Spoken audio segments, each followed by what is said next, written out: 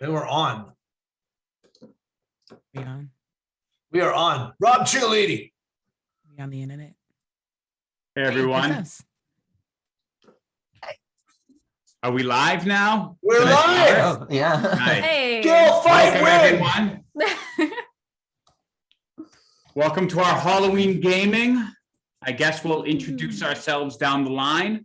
My name is Rob Ciccolini. I'll be DMing for you tonight. You can find me at Rob Ciccolini on Twitter. And yeah, so I'll be DMing. I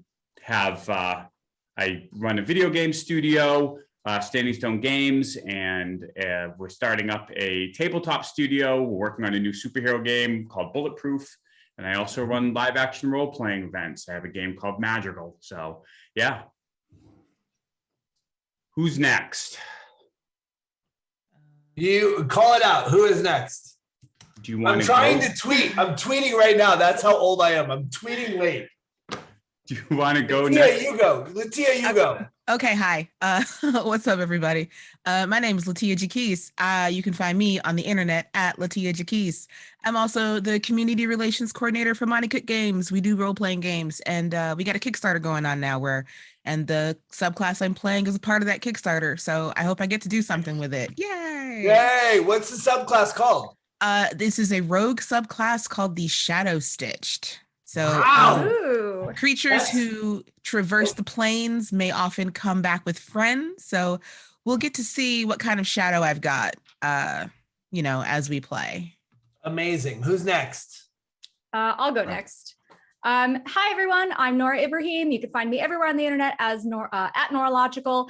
And tonight I am playing Max Damage, who is a variant feral tiefling Oath of Conquest paladin. And both our pronouns are she, her. Nice. Or mine. I suppose me, because everybody knows who that other guy is. My name is Jess. I'm the Rambling Bard. I'm actually a variety content creator. This is my first cosplay and my dive into that world. But I have done D&D content and adventure and crafting and fishing and all sorts of content on my YouTube and on TikTok. I like to fool around, and a lot of those supporters helped me get here. So thank you to all of them. You can find me on all social medias as the Rambling Bard. My pronouns are she, her, and tonight I am playing Dr. Rudolph Van Richten, whose pronouns are he, him. Yeah. Nice. Good So job. excited. Wait, Nice. This is your first foray into a cosplay? Yeah, it took about a year to build altogether, shoestring budget. So it's very small pieces at a Wow. time. And recently saved up to take a trip out to Los Angeles. I say saved up, but I used very little of our own funds. Most of my supporters are what sent me out there, and I got to shoot with KP11 Studios. And that I feel is kind of the big step that got me here. So shout out to KP11 Studios. If you ever need a professional photographer in the D&D world, that is your man. Absolutely. That's But amazing. yeah, it's been a blast. It's been a lot of fun. Well, you look incredible, and I'd like to see. I can't wait to see what happens when you get a budget. Like, I mean, you look You nailed amazing. it. I thought you'd been like cosplaying for years. When I saw, I'm like, oh, okay. When I That saw looked your- really good. By the way, Thank you very much. did you have those horns in your life before this moment? Well, this is your sneak preview of one of my Halloween outfits this year. I do have a lot of tiefling horns, but this is a new one. It's not all in frame. And I do have the wings, because a variant tiefling can have variant feral tiefling can have wings as an option. So I don't know how long they're going to last on stream, but I'm excited to have everything ready for this. I actually based my character like the race based on, I'm like, what do I have that I can wear? It's amazing. I don't even, unfortunately for me, I like jumped into the stream and I realized everyone looked incredible and beautiful. And I just look old and that dude from that thing. I am so sad right now. You look incredible. I don't know, but I don't have I will say that I always feel awkward cosplaying. And I look at you guys and I'm like, I want to be like you. You are effing amazing. And you look beautiful. And I'm like, I'm very just proud that you're here. And I couldn't be happier. My name is Matt Lillard. I am having a terrible week. I'm having just an ungodly bad week. And I'm thrilled to be here. I'm one of the founders of this incredible company called Beto and Grimm's. And I have looked forward to this game and I couldn't be happier. My pronouns are he, him. and I'm also an actor. You can find me at Matthew Lillard on at Twitter and all things Matthew Lillard. So I can't wait to play with you, Rob. Jon Ciccolini is Rob's brother, and we've been playing with Rob now for like 30 years. So literally 30 years. So I'm excited. You guys are all in for a treat. He's a great DM. Take us away. Oh, and I'm playing Sock, a half-orc wizard with a 7-month-old grandson on his chest. It's my grandson. I shall protect your grandson. What kind of wizard, Matt? Amazing wizard. Uh-huh. Here's the funny thing. I was a cleric until about 10 minutes ago. This is Now I'm true. a wizard. I Matt, also you're- didn't. you're- Go ahead. I didn't get to mention my character. I'm sorry. I'm playing Meliora. She is a changeling rogue. Obviously, she's a rogue because I have to use a subclass. I don't have to use a subclass. I wanted to use a subclass, but her name is Meliora, and she's a changeling. There we go. Amazing. I was gonna say, Matt, your personality is too big to contain in a costume. No, I every time I put on a costume, I'm like, I feel like a fraud because then I see you guys and I'm like, I am a fraud. I am a complete fraud. You're not a fraud. We love No. you. Well, I feel like a lot of people feel like a fraud in life. And then when they're face to face with people that are incredible at what they do, you're like, oh, I'm not good at this. So maybe next time I will full on cosplay and then I'll feel better. But until that time, Rob Ciccolini, please All right, are we ready? take us away. Eddie. North of Waterdeep is a city called Neverwinter. It has a river running through it. It's a large city. And tonight, an investigator that serves the nobles of the city named Violet Thole walks through the city. Describe your character as she talks to you, Matt. Describe my character. Yes, what do you look like? Yeah, so I'm like a 6'6" half orc with a shroud. Hold on a sec, stand by. With a shroud over his head that kind of, this is as good as it gets, that kind of comes down over his chest. And there's like a mound there that kind of heaves every second or so. And he's got like long black robes. Oh, he's a necromancer. That's what he is. He's got long black robes. Thank you. Thank you for asking that question. And he's got long black fingernails. And you can see him sort of look out of his shroud and say, God, you good time. How can I serve you today, Constable? If I'm lucky, this evening we're going to solve a crime that hasn't happened yet. That is quite a task. Today I woke up just hoping to see the moon tonight. But you have given me hope that today will be incredible. I've been referred to you because of your skills and studies of necromancy. I suspect that there's something afoul afoot, but I can't prove it. And because I can't prove it, and the guards are skeptical, I can't get the support I need. So I've had to gather some individuals that are perhaps in need of my assistance in getting out of trouble with the law, and hopefully we can convince them to help. So I hope that you can convince them.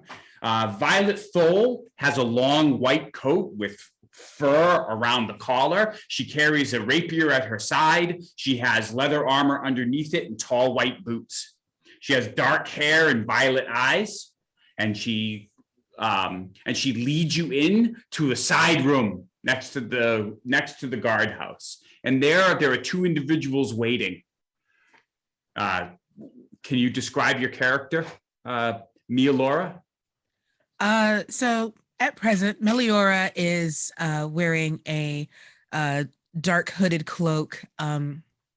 She looks like a normal human woman with dark brown skin and like a kind of like dreadhawk. If you could see, like you can see the dreadhawk kind of like sticking up from the hood.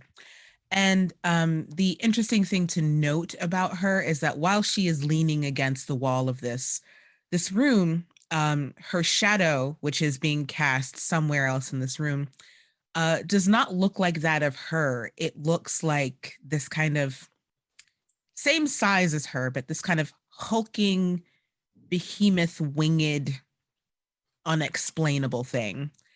And even though she's unmoving, the wings kind of like flap in and out as if they are, you know, the thing that should be standing there is breathing on its own.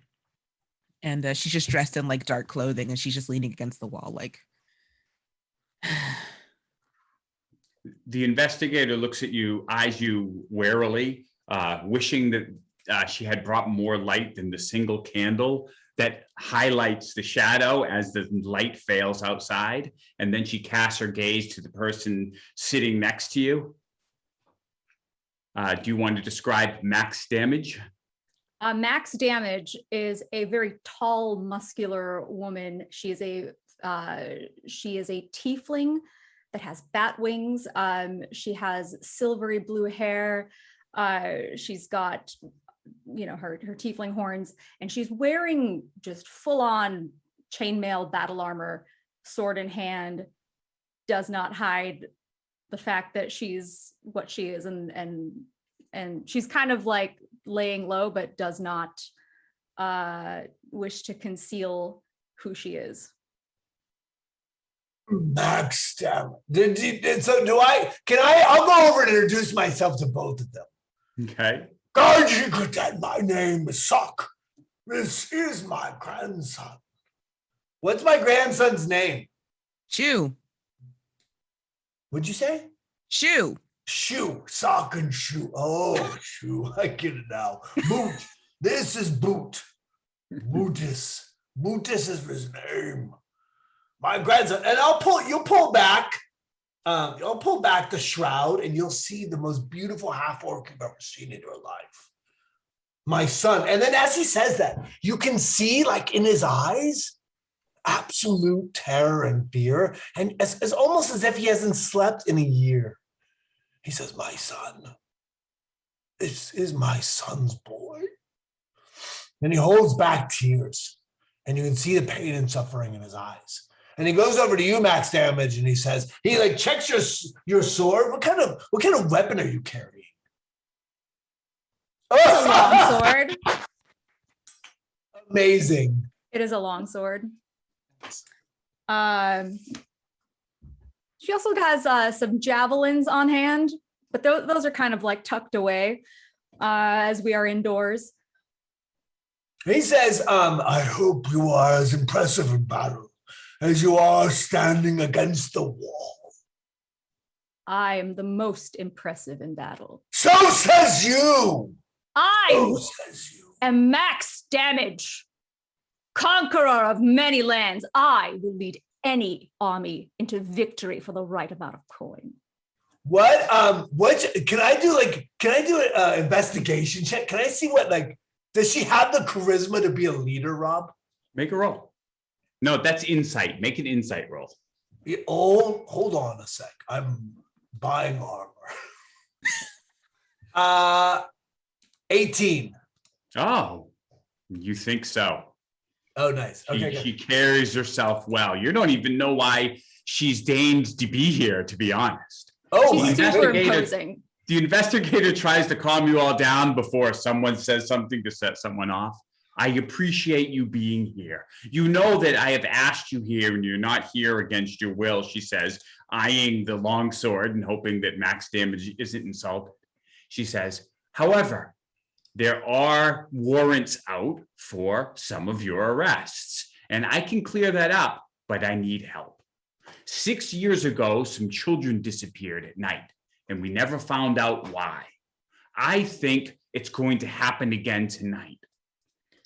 It isn't exactly 6 years, and I can't find a pattern that falls with dates to convince the guard captain to give me guards.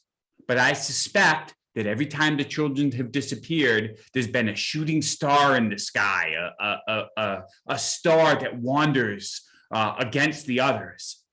And I suspect it will be here tonight. And I want to watch. I need help staking out the street by the river to make sure there are no children taken. Is this something that you'll help me with? If you can do that, I can clear both of your warrants, she What added. is in it for me? You know that we will pay you well for your services and your expertise with the undead. You're carrying your grandchild. You don't What want your say? grandchild to be in danger. Why are you yelling with your grandchild on your chest? And you see the grandchild starts to squawk. It's quiet now. Quiet, Bootsy. Quiet. I have no choice. I trust him with no one else. And he looks in your eyes. As you look in his eyes, you see the fear and the rage and the sadness. I cannot lose him. I suppose I'll do this. I mean, it's not like I can't stay in Neverwinter anyway, because it's like the reason that they arrested me, it's like I'm just gonna walk around and they're gonna see my shadow and they're gonna arrest me again. So I guess you clear my name and I'll get out of here. An easy task for great reward. I'm in. Easy task. That is a foolish statement, child. What did you say? Oh my God. Look at this. Violet gingerly steps between you, even though she puts herself. I cannot work with these creatures. Oh, he's crying again. You need to control your inside voice.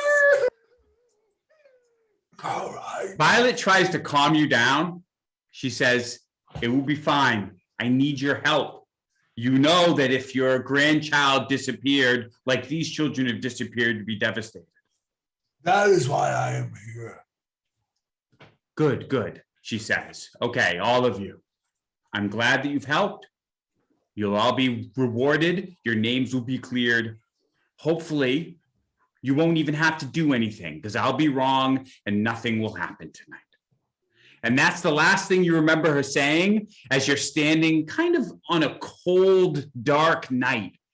It's been quiet, except that over from the river, the fog has risen. At first, it has curled around your legs and seeped between the buildings, but it's risen more and more. And now, as you're kind of going up and down the street looking for anyone suspicious, the street is dead quiet. It's very late. Can I look up in the sky and see if I see any signs of the shooting star that Violet said that we might Make a have? perception check. That's an 11. You're looking through, and all of a sudden, as you walk past one of the flickering lanterns, your shadow points in the other direction, and you spin around, and up above, yes, you can see the clouds move slowly past the moon, and then they reveal a bright star that you hadn't seen before.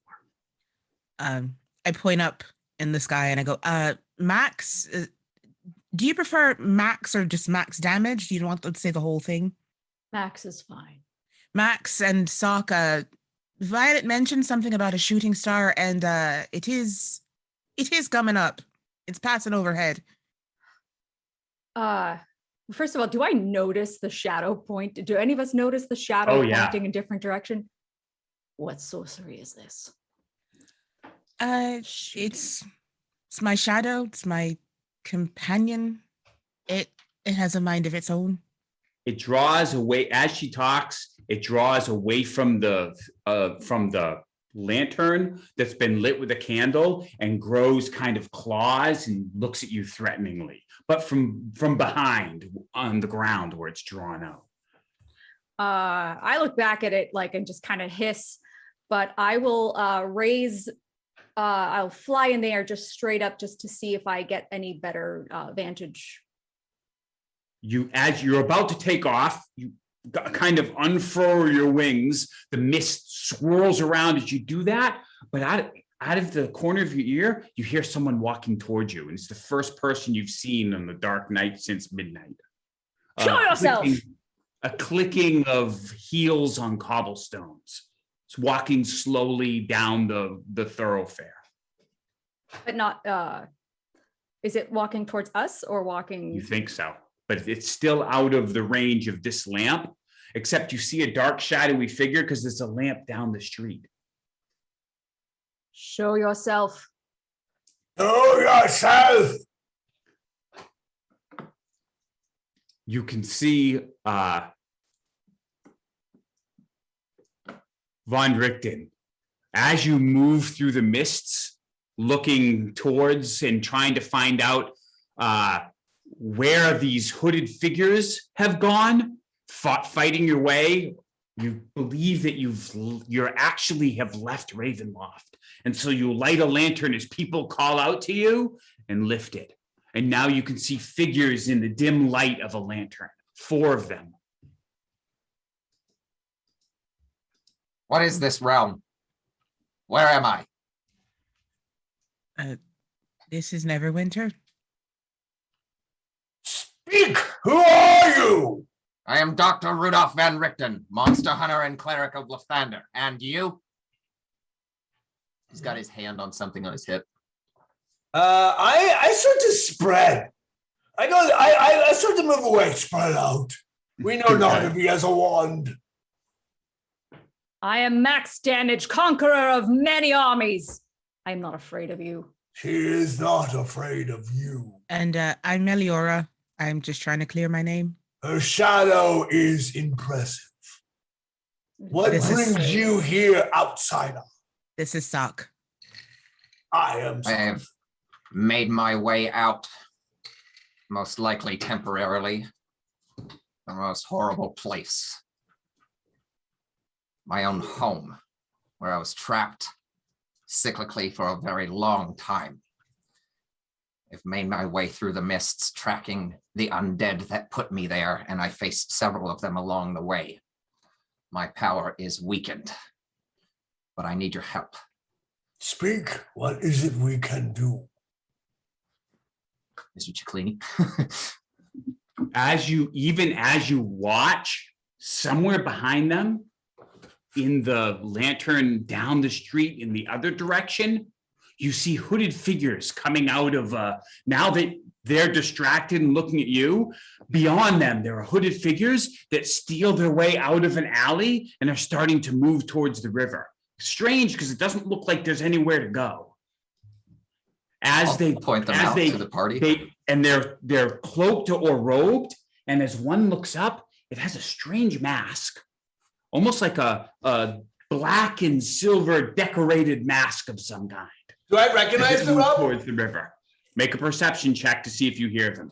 Yes. Hold please. Let me get to that. I won't say anything, but as soon as I see it, like behind them, I assume, I will point it out to them. Okay. I'm assuming they're not with them. No need for a perception check. Van Richten suddenly points behind you, and some of you warily make sure that he's not trying to trick you. Some of you look behind, and now you see 4 figures moving across the road. Everyone can make a perception check. That's a natural 20 for me. Why Nice. even bother? Why even bother? I don't even roll. 16 for me. Yeah. 6 plus. So 27 total, if we're just to That's- put that out there. 21. First brag. 20 of the night. Nice. That's awesome. I got a Okay. 5. I got a 5.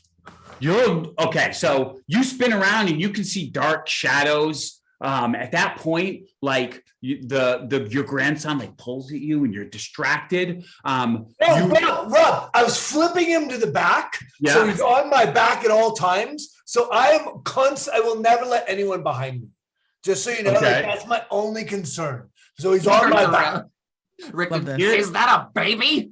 One Do thing not you put know, me in. Don't say that out loud. I scream. How dare you say that out loud? And I My have a mistake. staff, My mistake. and I swing at Van Richten. With a staff. I try to Can hit him you in the mouth. not?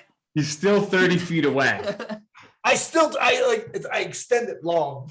You do. You start moving towards him to threaten him. All right. Max damage, while he's moving forward, you notice that the figures seem to have these strange decorated masks. One has like this long nose that comes out almost like a weird beak. Another one has like almost a plain face. And another one has a almost like a polygonal mask that is in purple and red, you think, from the light as they look up. Meliora, you notice something. The one in the back that isn't showing is carrying some big burden.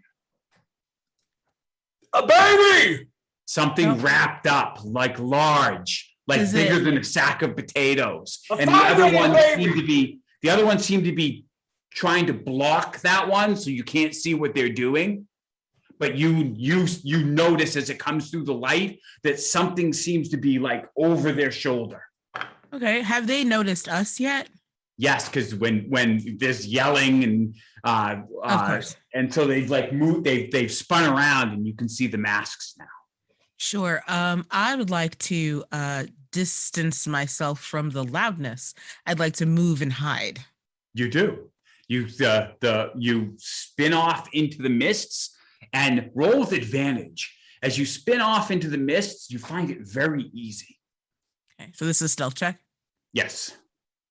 Cool.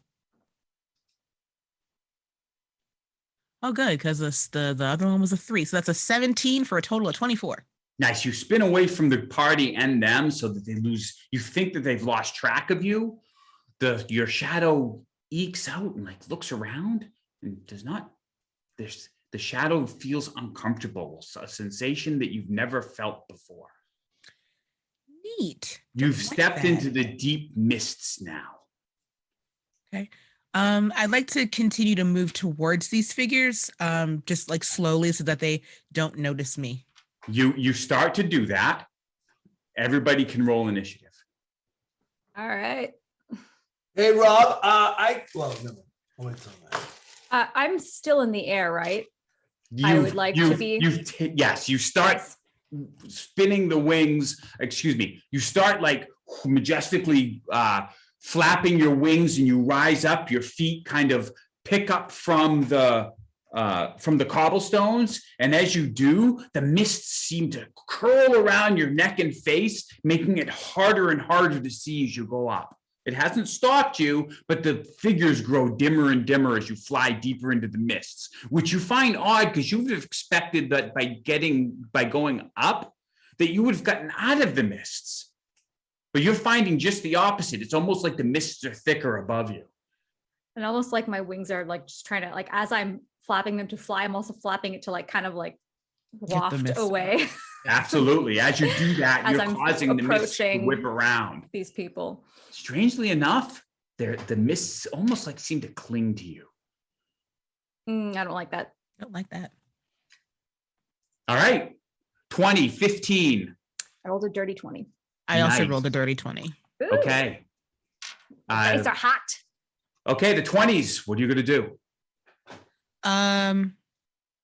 I would just like to, I'm going to observe for now. So I'm going to keep moving closer and see if I can get a better look at what this bundle is around that fourth person's, on that fourth person's shoulder.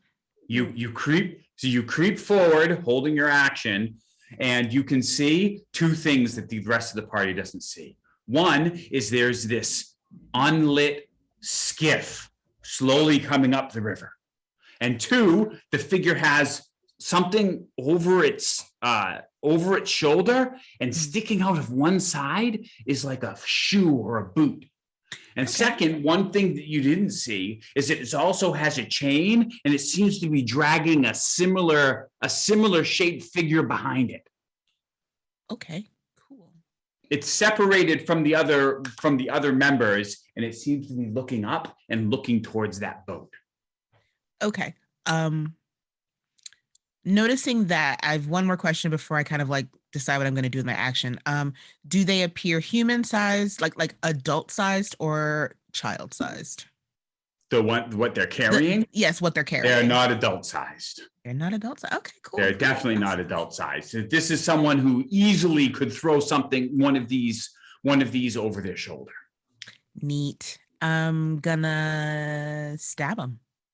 They're still far away. Oh, they First are? of all, there are three figures between you and them. The three figures, now that you've creeped forward, are about 20 feet, and they're definitely looking for you because they know you were somewhere. The other figure now has backed away a little bit and is 15 feet behind that. Okay. All right, cool. Then what I'm gonna do is something neat. I'm going to yeah,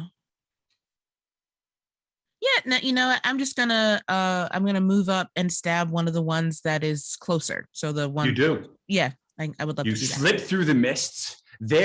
One is pulling a rapier. The other one has a pair of daggers, and they're getting ready. And they seem to be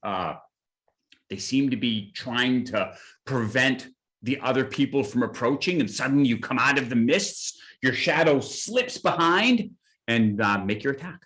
Okay. Would you say that I have advantage on this attack because of the mists? Excellent. So I'm going to use I'm going to use my rapier, and because you described my shadow as slipping behind, I'm going to expend one of my shadow stitch die to add the result to add it to the result of the roll. So nice. Give me that. Shadow stitch. Nice. That's a lot. It's a 27 to hit. Yes! The shadow seems to suddenly come up and clutch at the thing's face. It tries to shake it away, and you come out of the mists and sink your rapier almost hilt deep. Roll your damage. 20 points of damage. I'm sorry, 24 points of. Wait a minute. It's either 20 or 24. Give me a second. 24. It's obviously 24. It is the most amount. Yeah, it's. Call it even 22. And it's 20. You slip out, and the rapier pierces the thing's chest and goes through maybe three different internal organs that should end in instant death. But instead, the figure goes back in surprise. It's definitely damaged and did not like what you did. But instead of dying, it grasps at your hand. Oh no! Max, don't like that. What are you doing? I am going to get within 30 feet of this group, still in the air, and I'm going to channel divinity, and I'm going to use conquering presence. So all of our foes have to make a wisdom saving throw, or they become frightened for a minute. They do. Yes. The one that Meliora attacked seems to shake it off. It's somewhat occupied right now. The one in the middle looks at you and throws up its arm as if it was appalled by this thing descending down through the mists. And the final one on the side, it backs away uncomfortably. The one in the back seems to look, but if it's affected, you don't see any evidence of it. It's hard to tell because they all are wearing these strange masks. And the one that had the carrying a child-sized object, that's the one that Meliora hit? No, that's the one in the back that was unaffected. In fact, from your vantage point, now that you've come low and the mists have cleared a little bit, there's a dark shape on the river, and you look with I believe you have dark vision. Yes. And you can see a skiff with another of these hooded figures rowing, and the figure is moving towards the skiff. 18, 15. I'm sorry, did you have a bonus action before I move on? Not at this point, no. Okay. 15. So Richten is going to book it right past Sock, who was getting angry at him for mentioning the baby, and he just quietly under his breath is like, sorry, you're right. He's just shocked. And keeps moving. And once he gets within 30 feet of the fleeing people in the cloaks, he's going to cast Detect Evil and see if they ping off as any of the following: aberration, celestial, elemental, fey, fiend, or undead. You open up. You've felt this before. These mists are no longer from the river. There is a darkness all around you. The Detect Evil reveals that not only are these figures radiating evil, but the mist itself is. And now that you look, the buildings on the side, even the buildings on the side look a little different than when you arrived. you're familiar with Neverwinter in this particular land, and you're not sure whether you're there or somewhere in between. And the figures up, you don't think that they are entirely living. He just sighs, says, "They're undead.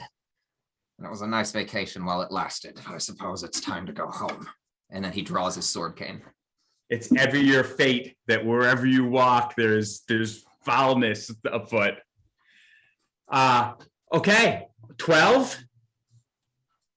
On 12, the figure in the back goes and throws the 2 lumps onto the ship, looks again, and then steps onto the skiff and kicks the skiff out so it starts going out into the river.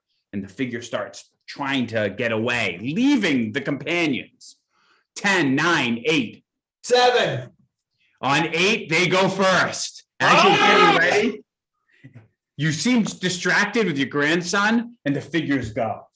One of the figures holds tries to grab at the rapier that you've stabbed him with.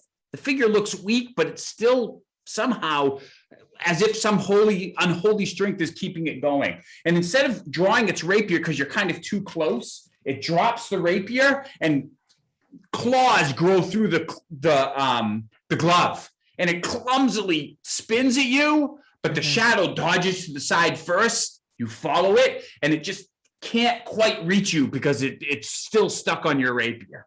Love that. The second and third one seem to move away from the tiefling, flying down, and one takes out a dagger and hurls it at you, but obviously is affected by your aura, and it goes ting, ting, ting along the ground, and the last one falls back, not able to move forward, takes a running leap, and tries to make an athletics check to jump out onto the boat. And does.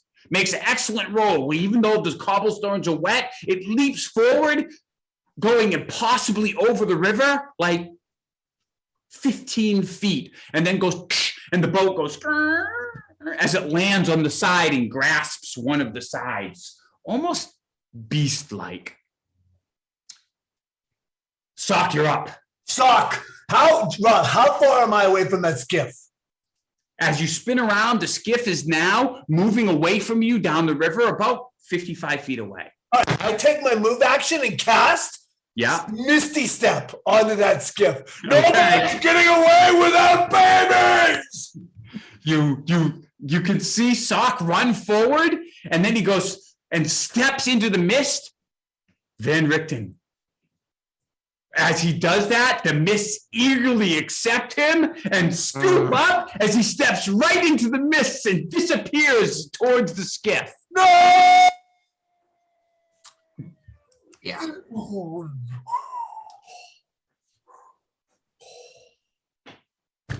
Meliora, you're up. The skiff's getting swallowed by the mist too, right? Yes. Excellent.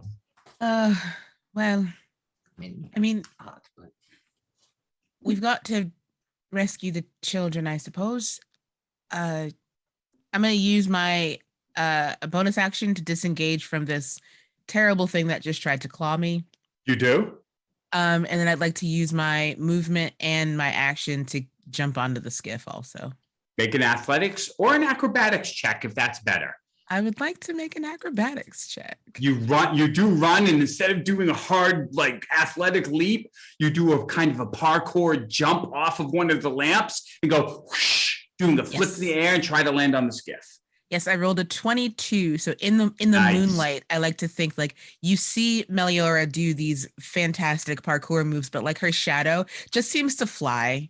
Just like the shadow glides across, easily glides across the water as she goes into the mists, and you think, even though it's hard to see because of the mists, she might have landed on the skiff. Max, you're up. Seeing all this happen, I'm like just dive bombing just to fly down onto that skiff. Okay, you leave these because they're frightened of you anyway and are falling back. The wings kick up, and then the mists come around you, and you hurl yourself into the river towards this. Van Richten, they walked right into it. You look from the shore, they walked right into it. The mists took them as it had intended. And then you blink and turn around and you're on a different street entirely. There we go. No!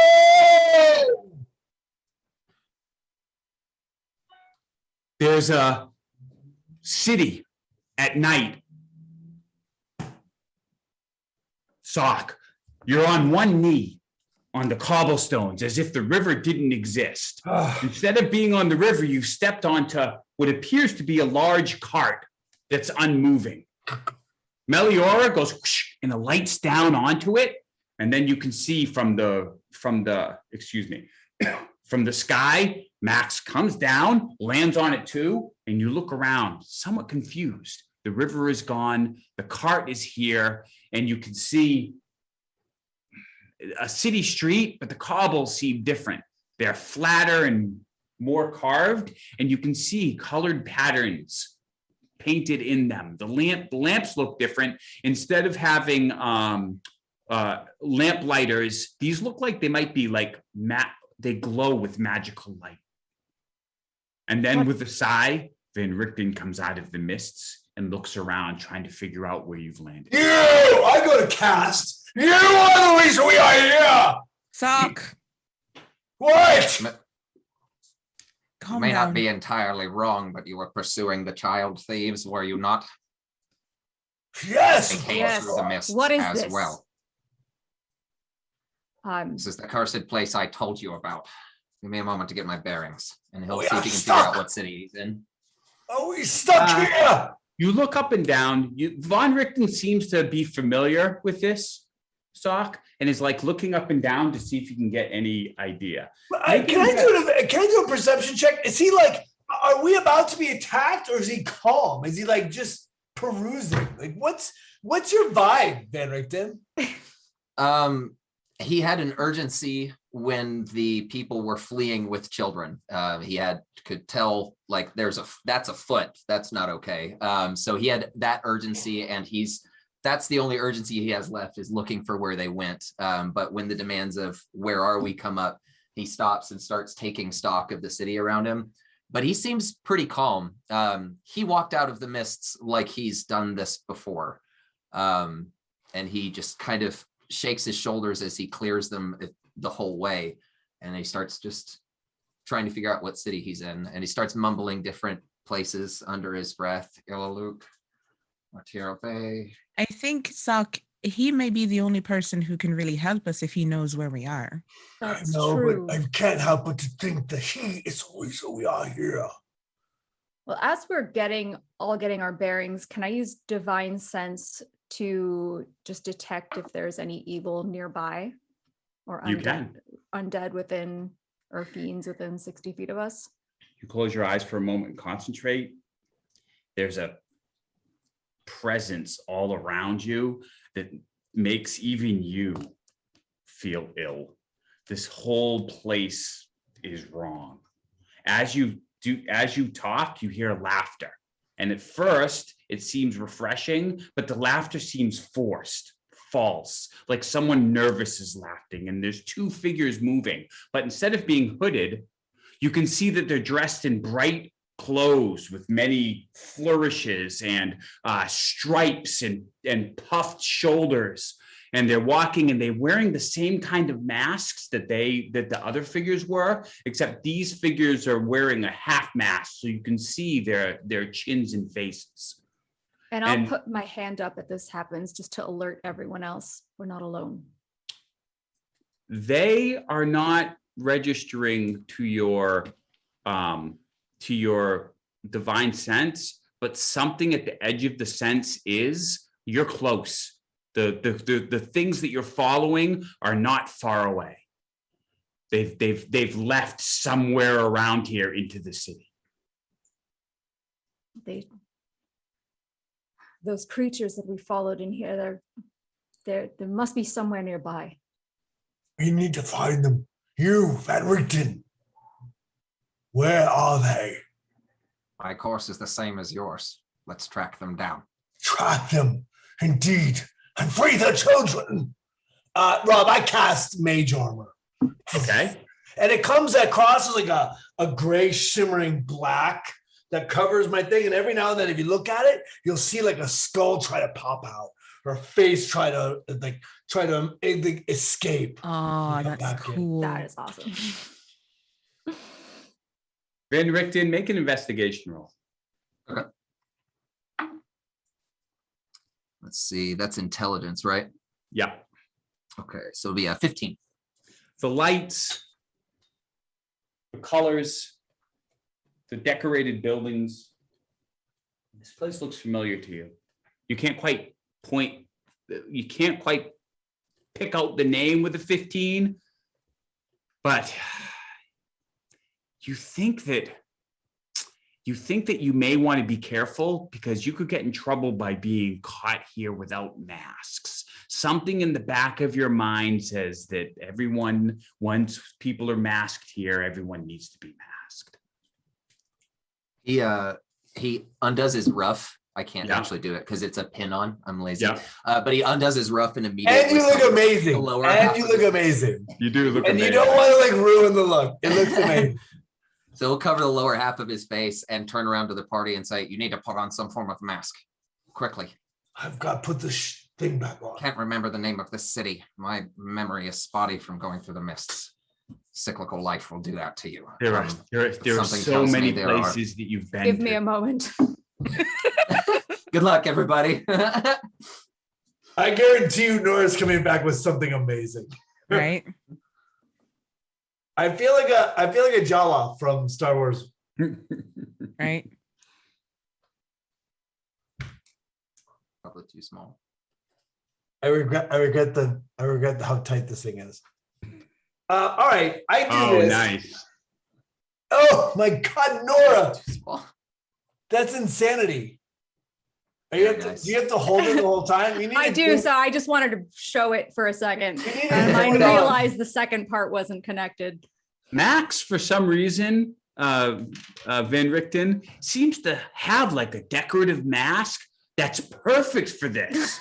You don't know what she uses it for, whether it's some kind of executioner's mask that like is decorative, but like you think that if she moved forward and talked with that mask, that you could maybe pass without drawing as much attention. Yeah. To intimidate my enemies. It looks yeah. amazing. It works. Who's best at tracking? I'm old, and while I can find remnants, I don't move as quickly as I used to. You don't even know what no old is. Meliora has like situated, like she's just got like a standard like bandit mask that she's just kind of situated around her eyes. I'm pretty good at it. If you'd like me to give it a go. Make a survival roll. And I will give you guidance on that. Oh, nice. Awesome. So that's a D4. Rob, I immediately cast Find Familiar. 21. 21, nice. That'll take, normally that would take 10 minutes, but for some reason here, something perks up from across the street almost immediately. And even though it normally would take 10 minutes, you see something come out of the alley, look up and start moving towards you eagerly to find a new master. It appears to be a small, almost like a toy knight, about 3 feet tall, dressed in wood and tin, carrying kind of like a tin sword. And it walks up to you and then bows. Nice. What is your name? Speak, creature. I am Trin the Pin. Trin, come into my arms. And as he gets into the arms, so Boots is on his back, and he takes Pin and puts it in the papoose in the front. Come, you will serve me until the end of time, and I shall be your loyal master. The thing you see climbs on him, and although Sock seems to be eager for it. The rest of you, your shadow does not like this thing. Yeah, The I'm not a shadow fan. kind of looks at it suspiciously. The figure looks at your grandchild with some interest, Sock. Yes, look upon my kin. It looks at you worried. Do not let this one be like the others, master. Do not let this one be like the others. Tin, your words speak to my heart. I shall never.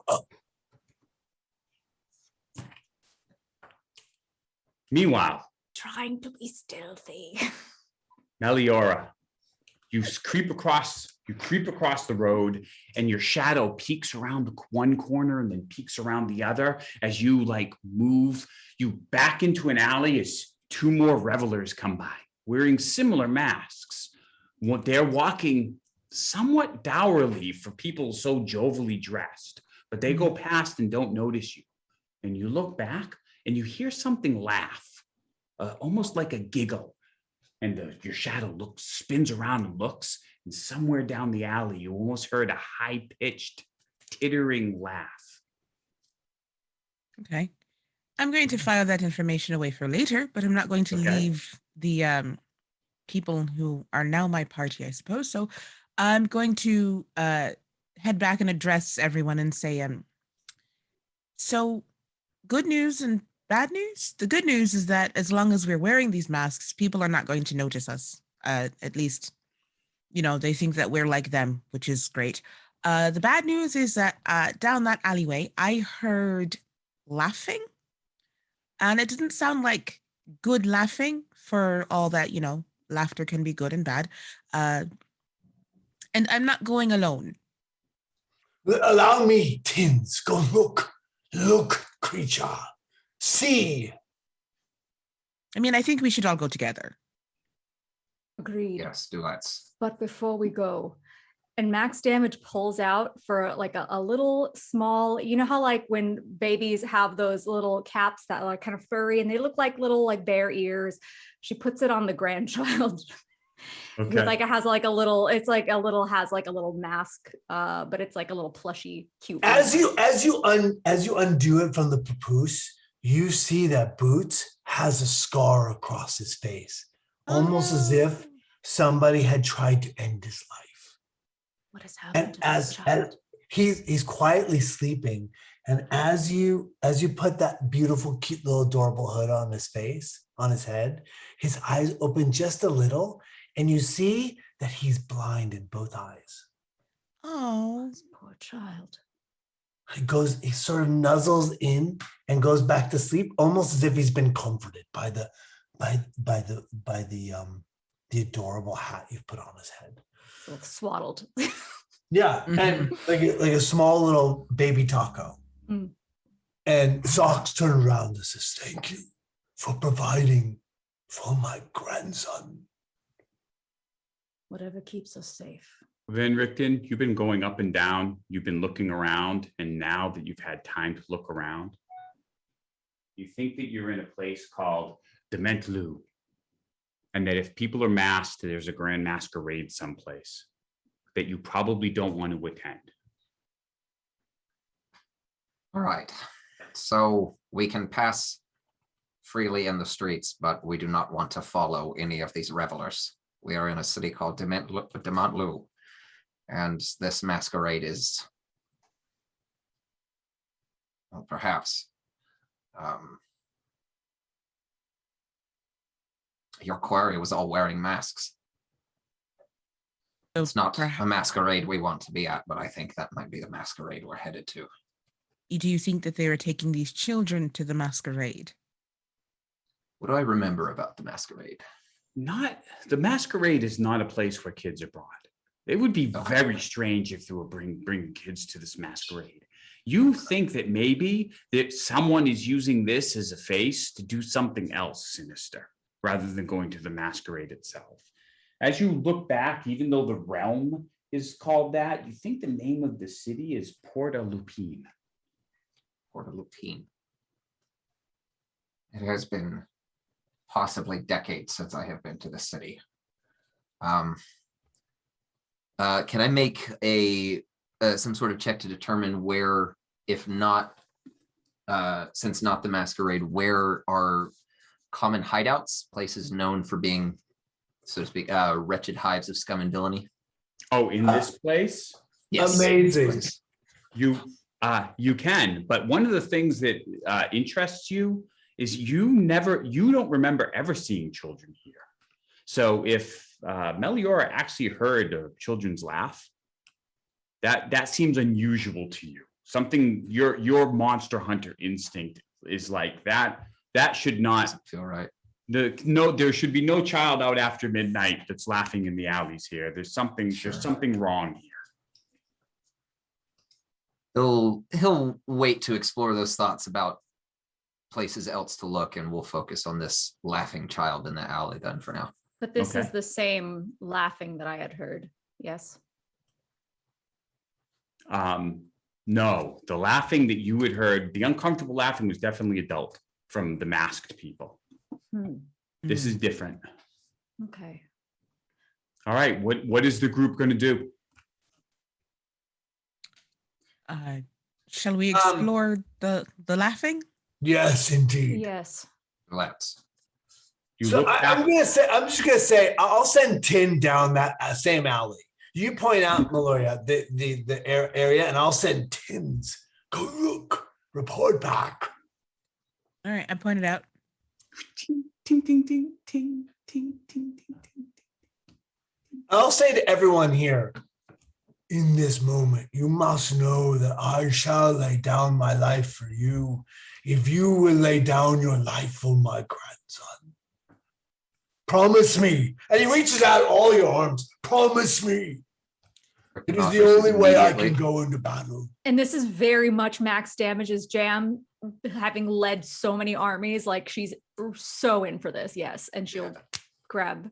Oh, good. Sorry. Yeah. There's reluctant but consensual agreement to this for Meliora. You're not as enthusiastic, but Not as enthusiastic about this, but the kid's cute, and Meliora would still like to live. So, Doctor, I kind of have to do what I can to make sure that kid stays alive. Then I The shall. rest of you are make adults. sure. You've made your dangerous choices, but the kid. There's a Nice. clinking of noise, and you can see the tin soldier come out of the alley again, look around, and come to you. Speak to The me. alley is as it always has been, he says, kind of like cracking his mouth. The mouth opens kind of almost like a nutcracker. You don't think it could open before you enchanted it with kind of a bit of your own magical essence. Reminds me of a creature I Something found in was there. Barovia once called Something Penguin. was there watching you. Somebody's there watching us. And we shall make it. We shall get close to it and punish it for its visage. And somebody's delivering food to my door. My dog's go crazy. there's Then- a dog in the alleyway.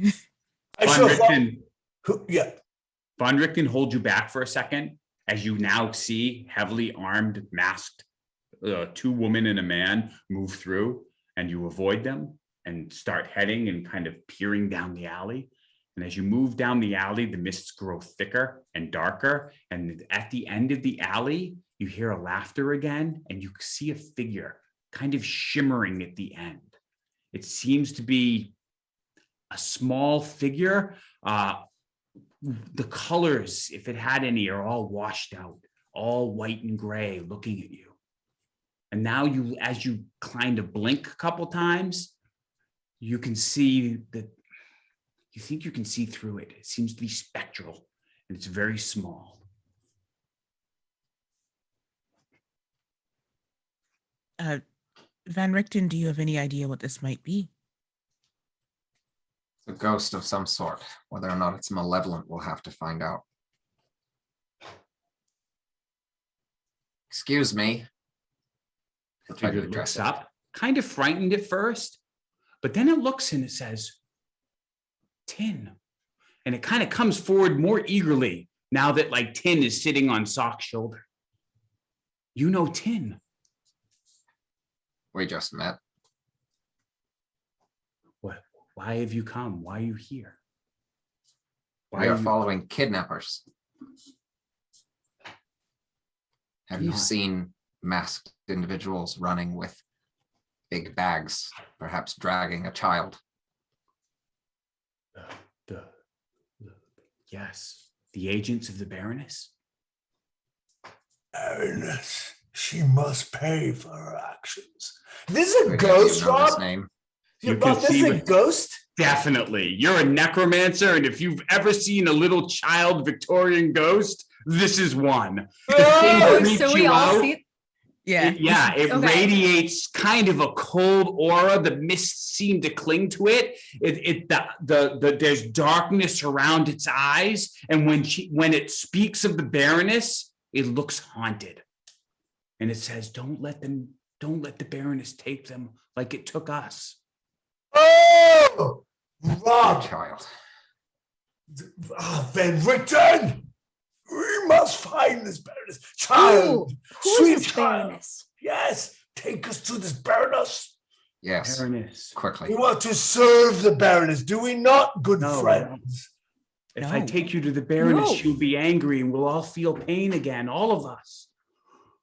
And the ghost does this, and you can see where there are still open wounds in the wrists and like in the throat.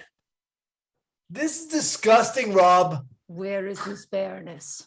Yes, but I look at max damage. I say, we need to serve the Baroness, do we not? And you clearly see, Sock is like, stay wink, with wink, me nudge, here. nudge. Gotcha. Wing right. We must serve this Baroness. Yes. He grabs the child. He grabs Boots and says, "We want to give this child to the Baroness." As you say that, it's clear to you, Sock, that the ghost is horrified and is considering fleeing from you. All right, horrified at the that was fact a little that you something. may serve the Baroness. That was a little something called reverse psychology and a loss of communication. She does not want us to take children to the Baroness. Sock. Sorry, no. That's what I thought. I was playing along. Right. Where is this Baroness? Again, the sword comes out. Van Richten, you must clarify what I meant. If you go to the Baroness and the Baroness is displeased, we will all feel pain. I do not know if you can face the Baroness. So is there a way? Many great monsters. Is there a way that stop that pain? I can bring you to the others, and they can see if you are worthy. Yes. Yes. Max Damage is highly confused by this reverse psychology. You are worthy, Max Damage. So maximum worthy. You think that the figure looks hesitant, but sees that Tintin seems to be with you. And so heads down an alley and like waves. And as it's going, you can see, even though it doesn't go into the buildings, it seems to be walking through like the trash and stepping through boxes that maybe were not there a long time ago. The other thing you notice, Van Richten, is the city looks amazingly like painted and well kept. But as soon as you step off the street, these walls are dilapidated and unpainted and in ill repair. There's trash strewn in the street, and the alleys are choked with rubble and pieces falling from the roof. You make your way through what appears to be like a maze, and finally the child waves you towards kind of a half-open, ruined door and steps right through it and waves you in. Is the door, I know this place is a little ruined, but is the door locked, opened? It's like half open and only on one hinge.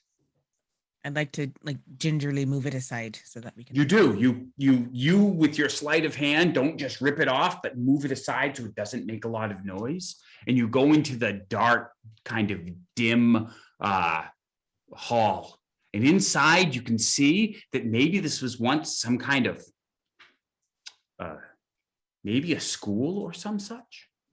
But you see an open room and you can see trash. You see dilapidated, ruined books that clearly couldn't be read. But one of the things you notice is like sitting amongst all of the rubble are various toys that seem to be broken and strewn about. And then as you walk in and look around, more and more of these ghostly children come out of the shadows. Each one still bearing the same marks on the wrists and the neck. They're all like about the same age, none younger than 6, none older than 12.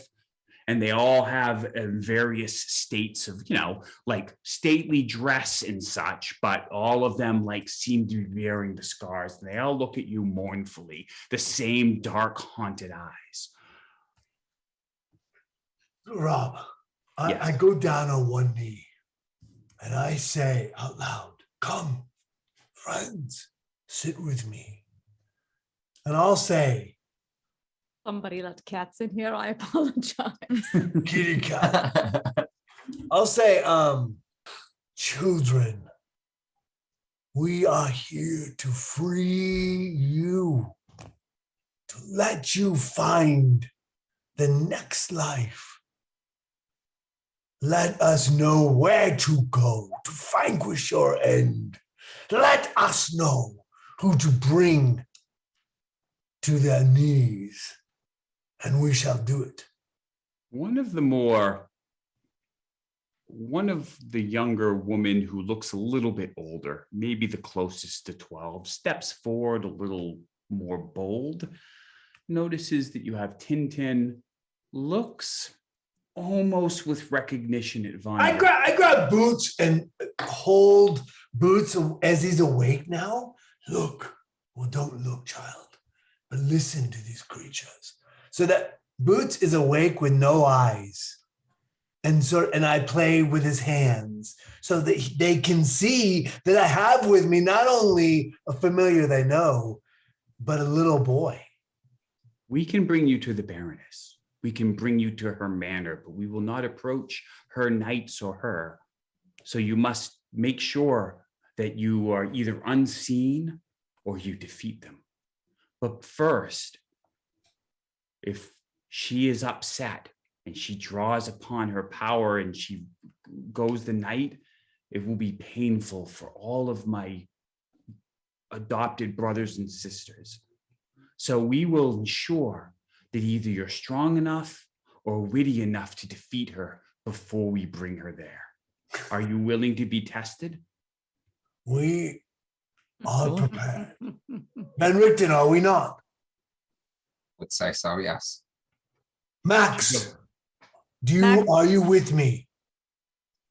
In battle always. It's like before you hear her coming out of like a very devious laughter at the thought of are you strong enough? She very amused chuckles at this. What are you doing, Meliora? You don't seem as enthusiastic about this as the others. I'm surrounded by ghost children. This Pretty is not much. this is not how I wanted my day to go, but yes, let's do this. Give me an enemy and I will vanquish it. It's a test of wisdom. Put your mind right. Prepare yourself. The children go and scramble into the rubbish and ruins, and each one takes out something. You can see them taking out various broken toys, and they put them around the edge of the room so that they're facing you. And then the girl goes into the back, opens a little box that's kind of ruined and maybe once had a lock, and takes out a small box, a brightly colored box about this big, and puts it in the middle of the room. And you can see that it's a brightly colored box with a cap, and it has a little turn on the side. And she says, "Are you ready to be tested?" We are so ready. Children, witches, what is this ritual? I'll say real quick, I'll say, just in game, I'll look at each one of them. I was like, does anyone want to do anything to prepare for a battle of wits? A bless, anything like that? I mean, he'll say, does anyone in game, sorry, I went out of game. In game, he says, does anyone want to do anything to prepare for a moment of tribulation and trial. Meliora just pulls out her rapier and just like, let's go. I don't know if that's what I was speaking of, but okay. But that's all I can do.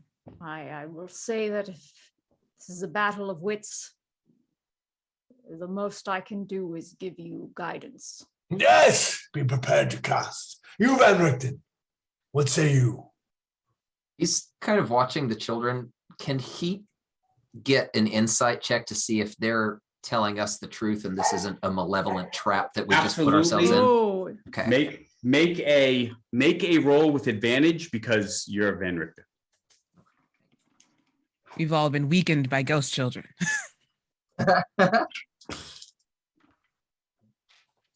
All right. So insight, that is a 23. You think that they fear and would like to see an end put to the baroness, but if you prove unworthy, there's something sinister about the toys they brought forth. I have one question in preparation, child. Yes. The baroness's name. What is it? Terra Lashal.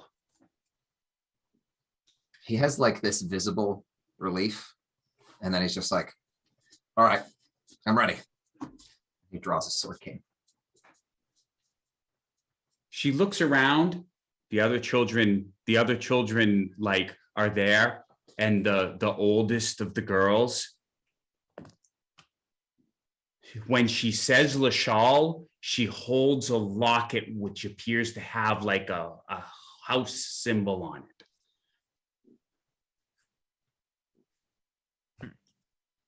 Almost as if it was her own child that leads this group. I'll sit crisscross applesauce in the middle, and I'll have boots on my, I'll have no swords, I'll have no weapons. I'll have boots sitting on my lap as if I'm playing with him. Yeah. And I'll have Tin like sitting down in front of me, prepared for the questions that are about to come or the challenge that's about to come. One young boy comes forth and kind of goes and sits down in front of the box. And then another child steps forward and says something to you. What can run but never walks, has a mouth but never talks, has a head but never weeps, has a bed but never sleeps. What can run but never walks, Wait, hold on a has a second. mouth I know this one. but I never know this one too. talks, has a head but never weeps, has a bed but never sleeps. And when he finishes, the child starts turning the little knob on the box, and you hear, dun, dun, dun, dun, dun, dun, dun. Say the answer. I would hate this in real think- life. I think I know the answer to this. So, Speak it out. You can speak as many answers as you want. A river. The child bows gracefully, and the child with the box rewinds it, and that child steps forward. Oh no. By the way, Go. I want you to know this is Matt Lillard's nightmare, and I immediately Me quit too. the game. I hate puzzles. Puzzles are like I'm my. about to turn off my Zoom because I do not like these games. It just shows you how This dumb just- you are. I hate It just this. turns into Squid Game. I immediately panic. No. I immediately panic. Oh, all right. All right. This might be doable. The next you. child steps forward and says, I am found in socks, scarfs, and mittens, and often in the paws of playful kittens.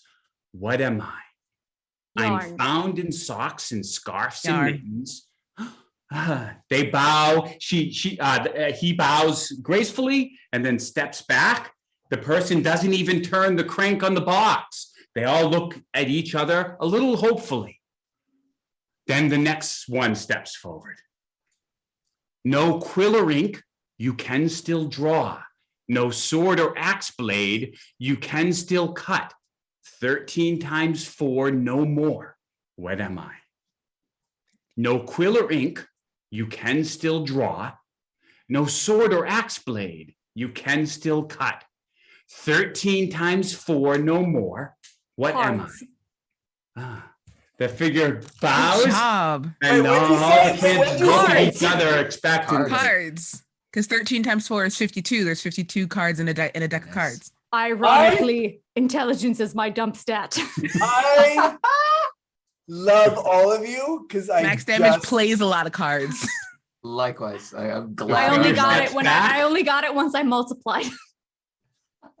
Then sort of an older boy steps forward. How kind of many in children motion are back. here, Rob? Rob, how long is this gonna go on? You don't know, but you think you're almost halfway done. Halfway. Love it. It's okay. It's all right. Let's do this. We got this. We can do it. We're doing well. I need to go to Twitch. Maybe Twitch will answer. No looking at no. Twitch. That's No, that's look at it, cheating. chat. No help from chat. No, We hint. each- Yeah, chat minimized. So wait. Yeah, the kids step forward. Chat covered We now. each give you a name above grass, dirt, or clover. The story is never the same, but the tale is always over. What are we? We each Birds? give you a name No. above grass, dirt, or clover. The story is never the same, but the tale is always over. What are we? Should give you a name. Didn't. Above grass. What else in clover? We each give you a name above grass, dirt, or clover. The story is never the same, but the tale is always over. What are we? Didn't.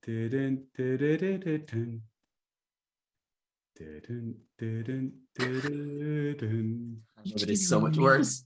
Wait. Say it again. Say it again. We each give you a name Wait, above wait. grass. Go We ahead. each give you a name above grass, dirt, or clover. The story is never the same, but the tale is always over. What are we? A gravestone. Just, you can almost see like the little thing almost ready to pop, and the child bows to you and then rewinds the box. Oh, wow. Whoa. Here's the good news. Oof. I didn't cheat even a little. That's the best part. That one was tough. That one was tough. Oh, The next child steps forward. I have one eye but cannot see.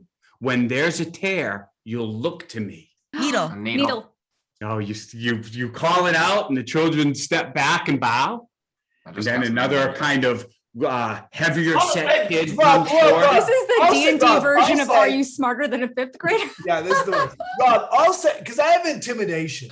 And Yeah, I'll say, children, enough. How many times must we prove ourselves? Allow us to step forward to vanquish your death. Do you think the Baron girl- will allow us? the girl walks right up to you defiantly, and says 3 more times. 3 more. And if we miss, then what happens? If We we will- miss one time, you are stuck forever in oblivion. No. You won't miss. I will kill these children twice. No. Hopefully you will not see what happens. And then the young kid who's waiting expectantly nervously says, they have heads, but no necks. They have tails, but no rear. They can roll with no wheel. They can spin with no gear. What are they? They have heads, but no necks. They have tails, but no rear. They can roll with no wheel. They can Coins. spin. God, he bows and steps back, and 2 more children are waiting. Glittering points that downward thrust, sparkling spears that never rust, hung above an ivory crust. An ivory crust? Glittering points that downward thrust. Teeth. Sparkling. Icicles? He bows to Max and then steps back. And the last little girl comes up and says, rising from their bed, rushing forward as they're fed, crashing down a friend or foe. Waves. They bow, and all the children excitedly look at each other. You have passed the test of wits. Yes. Go us. Yes. Well done. The children say, come quickly. We must hurry. If we wait too long, the baroness will use the children in her ritual as she has used us. Oh my God, that's not happening. Go fast. Go And they fast. start running off. You move through the streets carefully. There are ghost children kind of watching you from alleys and such. They're not different. You don't know how they're keeping up, but every time you come around a corner into another alley, they seem to be already ahead of you. And up ahead is a big dilapidated mansion. As you go forth and come in, you can see that there's a grand hall, and Van Richten stops you and says, wait. And you can see figures moving through, like with one pauldron masked. And you move through and go, and the kids lead you through the main hall, and you avoid guards. And then they point in the main hall, and they say, there. And Van Richten pulls a candelabra, and a secret door opens, and you can see stairs down into the cellar. Oh, disgusting. Wait, does anyone need to cast anything before we go into this abyss of hell? No. Protection from poison. Nice. Well You done. do. Does anybody You start else going want that? down a well-appointed stair, not well-appointed, but it's wider than you would expect behind a secret door. It's rugged. There are candles set in wall sconces, and you move down, and it winds back and forth and back and forth. You must be pretty deep. And then you come into some terrible room. You can see that it's surprisingly well lit. There are figures moving about as if they're waiting expectantly for something. You can see that there are candles lighting the room. And if you'd be so good, can you show the last picture called The Final Room? Rob, as we're moving down, I'll cast invisibility. Okay, you disappear. Thank you. Just Can I- know I am always with you. And you Cool. see, he's shrouded in blackness. While he's trying to conceal himself, I'm going to cast spiritual weapon. Okay, you do. You cast, and like a sword appears next to you. Can it be a flaming skull? It can indeed. It can be Sweet. whatever I like that Oh, you it's want. Rob, it's on the stream right now. Okay. I can see Yeah. it. Amazing. I can also see it. Ooh, That's- okay. So in that room, you can see that there is a woman in a tall collared frilled robe standing next to the bathtub. She's holding a dagger Oh. expectantly, and she's looking at a pocket watch.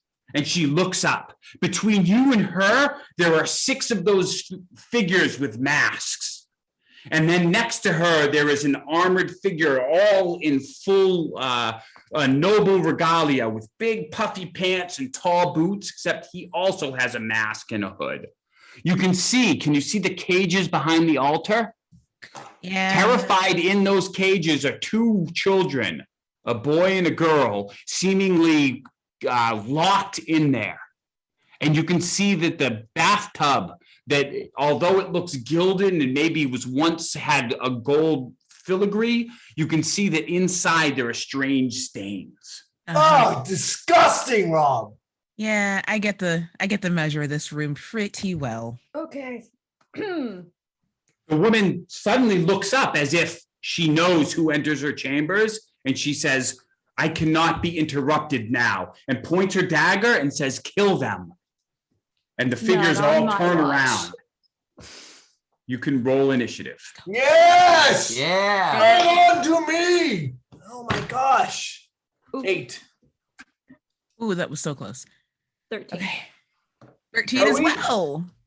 Dude. 9. Okay. On 15, the figure in the back steps in front of the baroness, draws his rapier, and it seems to be holding his action, pacing back and forth, waiting for you. The figures in the front, the 6 figures, seem to spin around and are getting ready, but 13, 12? Me and Max are both 13. Yeah. 13, you 2 are up before the figures between you and the baroness and her bodyguard. What are you doing? You said 2 figures?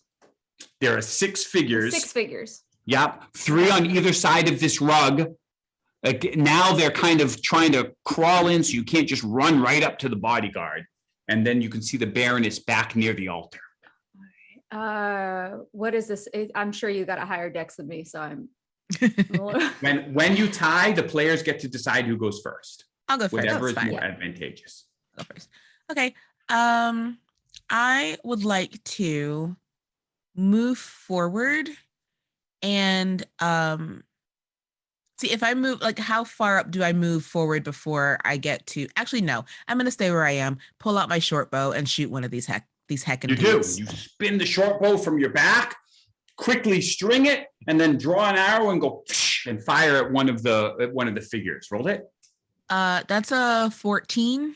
Hits. Just barely, though. The figure tries to spin out of the way, but it catches into the cloak and you think sinks into the shoulder.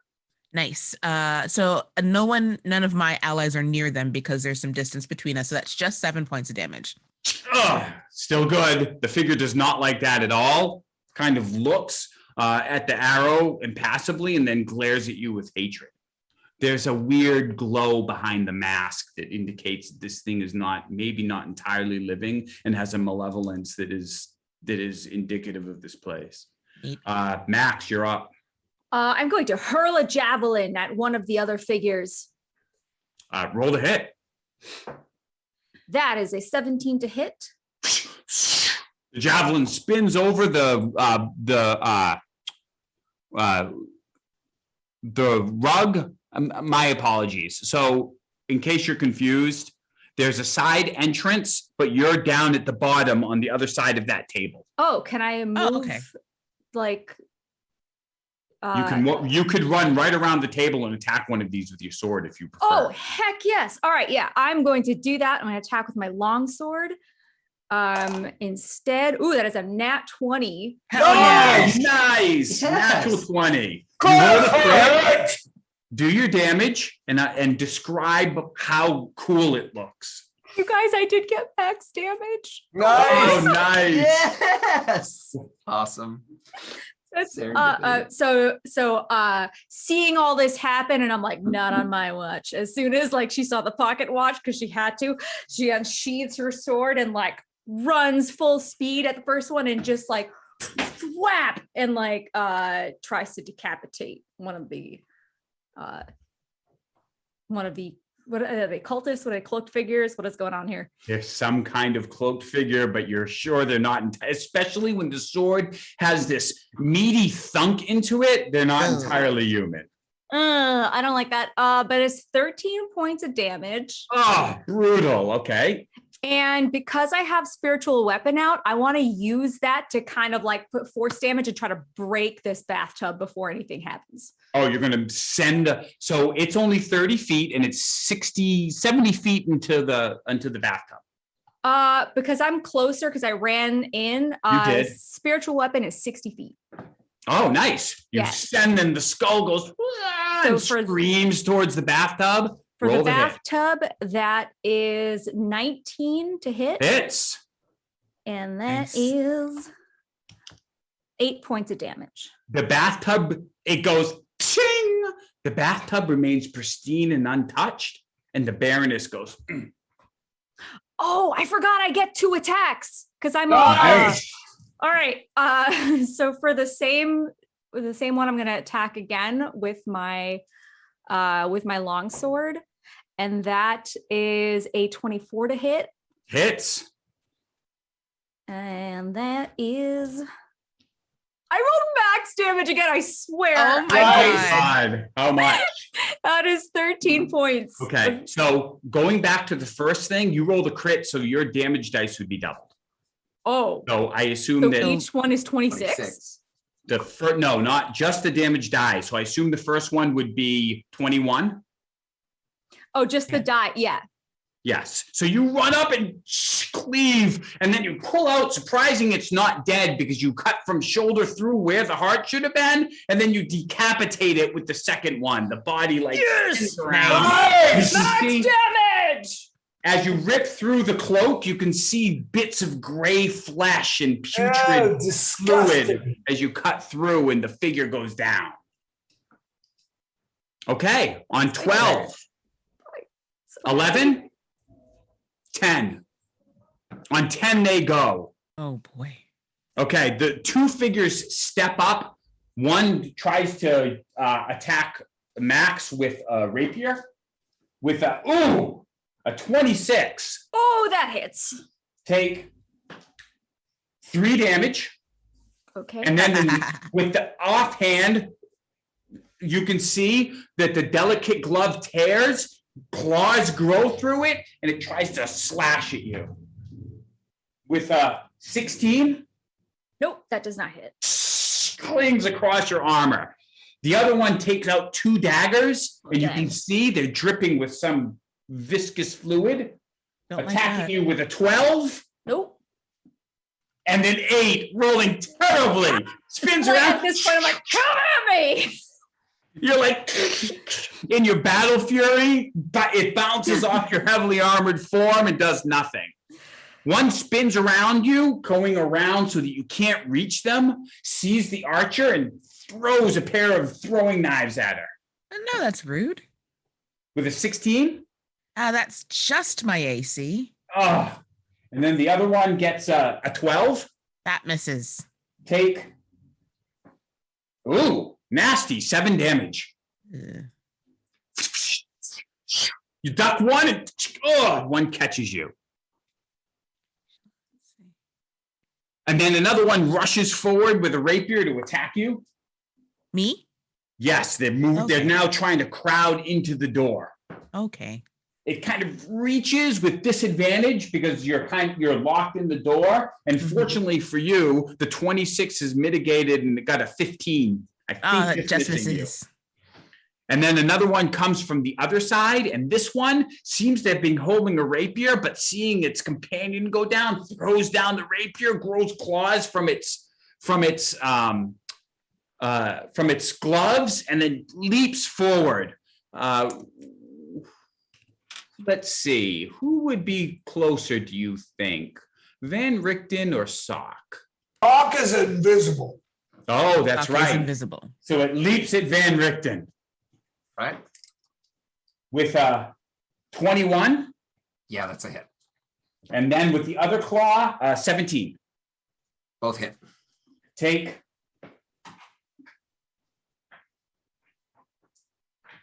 7 damage.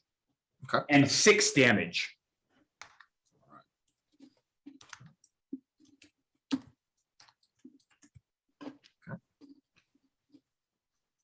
Make a saving throw.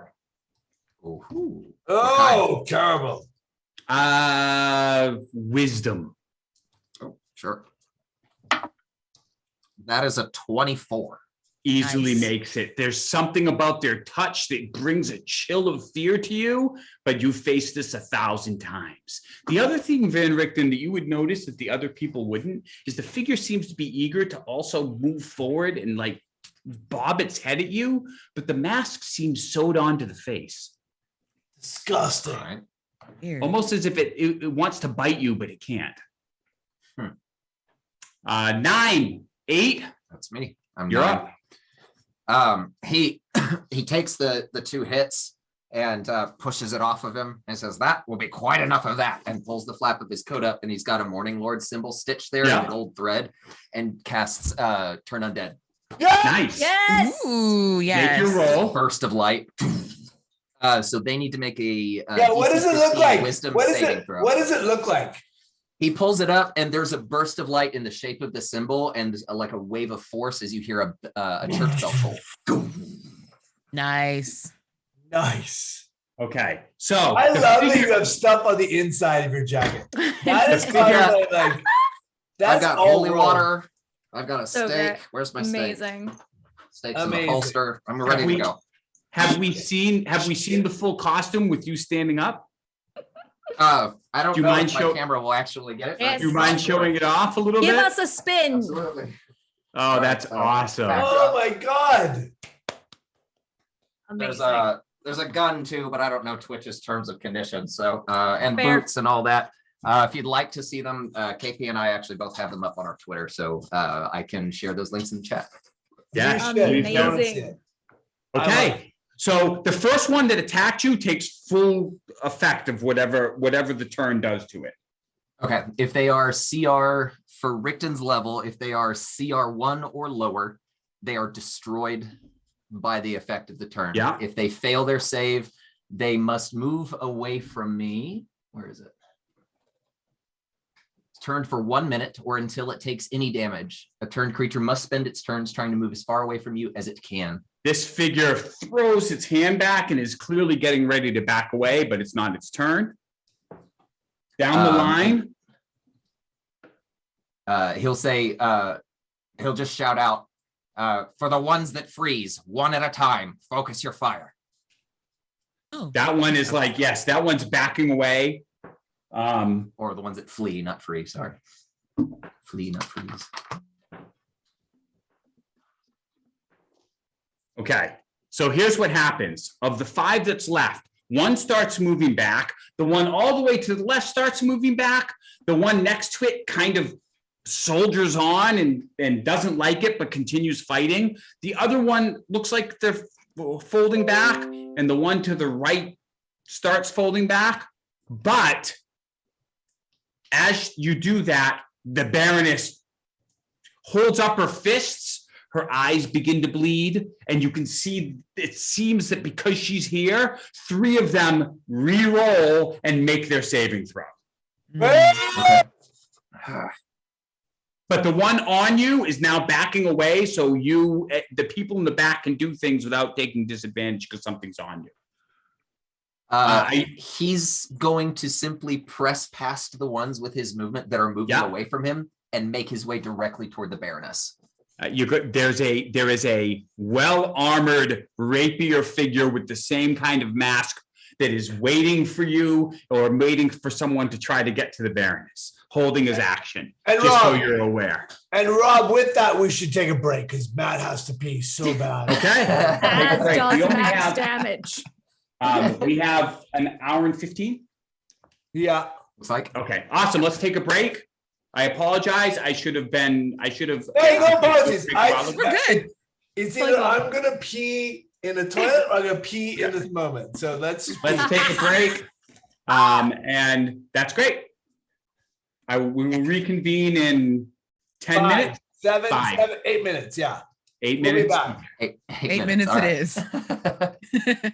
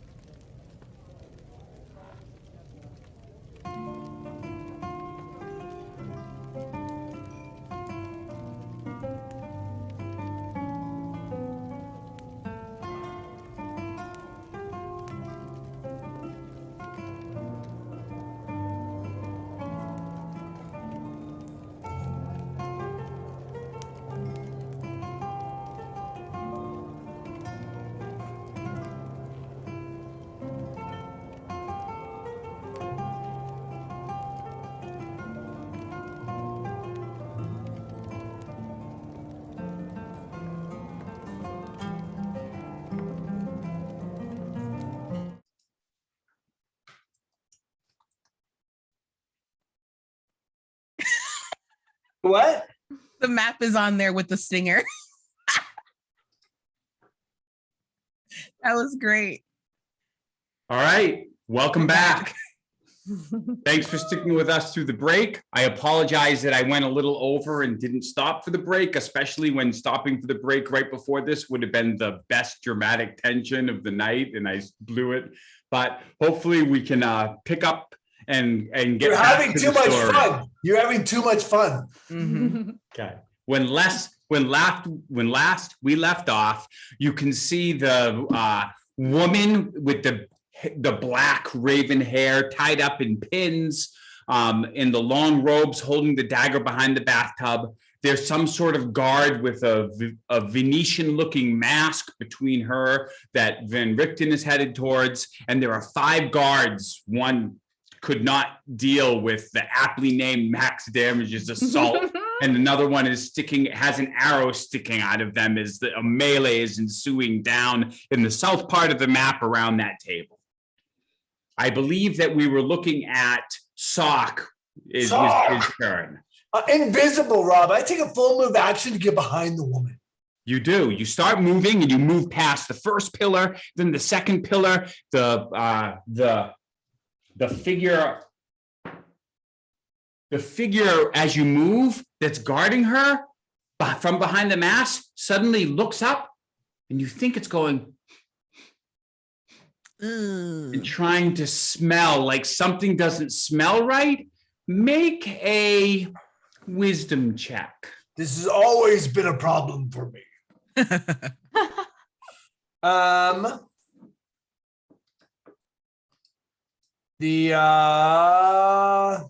Stand by. I do not make the check. Okay, you as you move, there's a weird happy cooing from your backpack. And the figure suddenly spins around and looks, and the woman perks up and says, "Is that a baby?" As the baroness looks around, I thought I heard a baby. No. This is not the first time I've had this situation with my grandson. You're about 5 feet from the bathtub when you run out of movement. Okay. So maybe 10 feet from the baroness. Okay. That's my move action. You're also uncomfortably close to that guard. So I'll take a double move. Yes, you did. You moved I did. 30 feet and then 30 feet again. Okay. The tub is about 60 feet from the door. Rob, because I'm invisible, just so you know, Yeah. I'm moving way around the outside. I'm happy to take 90 feet. I see. My Yeah, idea is to get around the backside. You do. Okay, so I'm going to say that instead you're perpendicular to her, kind of like at the outside pillars. Okay, great, perfect. Before you run out. And at the end of my turn, I'll put tins on the ground and say, "Go, distract the other way." Okay, Tins jumps down behind a pillar, tries to hide, and starts moving with stealth. But apparently, because he goes ching, ching, ching, ching, he moves with disadvantage. Yeah, but I want that. I want to collect. I want there to be attention directed to Tins.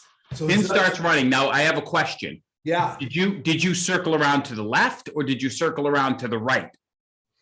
So basically, the guard is in the front, and the baroness is a little bit to the right. So to the right for sure, then. Okay, so you cut around to the right side of the room, and from your vantage point, and are now kind of perpendicular to the baroness. Great, perfect. Thank you. Awesome. Okay, you also have an opportunity to take a bonus action if you had one. I do not have one that's appropriate this time. Okay, the baroness looks angered, is distracted a little bit by the kid, but there's a problem at hand. She says to you, Max, impressive. And then she kind of does this, her eye is bleeding, and then she focuses on her fist, blood appears, and she seems to gesture at you, and tendrils of blood come out and attack you. Oh, disgusting! No. With a 14, Does not hit. it hits with a surprising amount of force as it dents your armor a little bit, and you take a step back, but you've taken worse. And then the second one gets a 16. Does not hit. Yes! And then as her bonus action, she looks at you and she says, "To the mists with you." No, not you. After she attacks you, she goes, "I know you. Your reputation precedes you, old man." And she spits some kind of curse at you. Make a saving throw. Oh, No. Wisdom? Yes. Or, okay. That's a 22. Excuse me. The dark magic washes over you. You've done this before. You expected it, and her hex or curse or whatever you tried to do washes over you and does not affect you. I nice! am well versed in curses, and you will have to do far better than that. All right. The bodyguard knows that there's someone there, Matt, but can't figure out where you are. Tins is running around. That's why. Tins You distracted. see Tins running. The thing looks. It fixes its dueling gloves. You can see the wrist under its dueling gloves where its sleeve falls down. It's gray with blue veins. Disgusting. And then it suddenly moves with a lightning quickness and goes, and the rapier goes right through Tin. Tin the pin. And you can see you the son of a bitch! You can see feel the Tin! blade. It's trying to swing at him, and the tin sword is going off the rapier, and it twists, and the pieces of the tin fall apart. And then it pulls out and starts looking around for you, but it doesn't know where you are. Top of the round. Meliora, right? Yes. You got it right. You're up. So as I'm seeing all of this kind of in the hallway and everything like that. So first off, I'd like to use my action, and I'm going to change my appearance to look like that of a small child. Okay, you do. You concentrate, you kind of shrink in the shadows, and then you appear as one of the children, one of the ghost children, or just a generic? No, just a child that I've seen before, because it's not going to work if she knows that if I look like a child that she is Make already. a saving throw. Oh, I love it. What kind of saving throw? Make a wisdom saving throw. Oh boy. Let's see.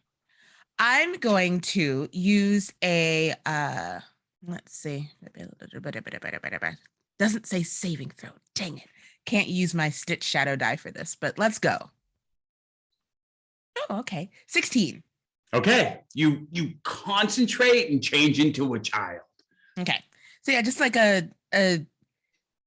she looks a little bold because she's still wearing like my gear and armor and things like that, but she strangely enough, you look, and for whatever reason, your shape change was really effective, and even your clothes have changed. Yes, I'll take it.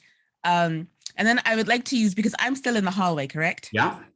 And I would like to use my bonus action to disengage so that none of these people attack me as I run into the room. Yes. And I would like to just like run in, like looking like a scared little child, and I'm going to like cry. You do. Oh. You see that. So, Van Richten, as you're going forward, the mists twist something. You can feel it, and then suddenly a small child comes in, running with a locket, and you can see as you look, you know that something's wrong. But that child looks like a living version of the ghost child you encountered that gave you riddles. All right. He kind of starts at it for a second, but he's not going. She was a benevolent spirit, so he's not going to do anything to stop her. The Baroness sees you for some reason, Meliora, and like looks in horror and seems to freeze and back away, dropping the knife and one of the chains off that altar. It's kind of strange. The other figure spins around, that's protecting her, points the sword at you, but freezes and looks back at the Baroness. Ooh. Nice. Max, you're up. I'm up. No, max damage is up. Oh, Max. No. So I'm just going to turn to the next closest of the 5 that are remaining with my longsword. And I'm going to slash at this one with a dirty 20 to hit. Hits. And that is 9 points of damage for the first. You leave a large wound in it. And again? I'm going to attack him again. That is going to be a 21 to hit. Hits easily. And that is going to be 10 points. Barely up. The figure is trying to defend itself with 2 daggers against like your full paladin sword. You're like massive slashes. And then I still have my is the spiritual weapon? That's not it's for 1 minute. We're still 1 minute. Yeah. Oh, My spiritual weapon. As long as you can concentrate on it. Do you want to bring it over to try to finish this thing off, or do you want to attack the bathtub? Okay. Yes. The thing spins around, and as it's the divine providence of your god, it screams over to this thing. Roll to hit. All right, that is a 22 to hit. Nice. That is 11 points of damage. Oh, it catches thing's throat and rips it out. The thing gurgles. You can see green goo coming down, and then it falls I did down. get max damage on that one. Nice. Nice. 4 left. That's it. That's my turn. On 10, I believe they're up. I think they just beat out Von Richten. Yeah. Of the 4 left, they look back, but the Baroness, even though she looks a little off-put by this child that ran in, the figure with the rapier points, and they try to take down Max before she cleaves through the rest of them and into the Baroness.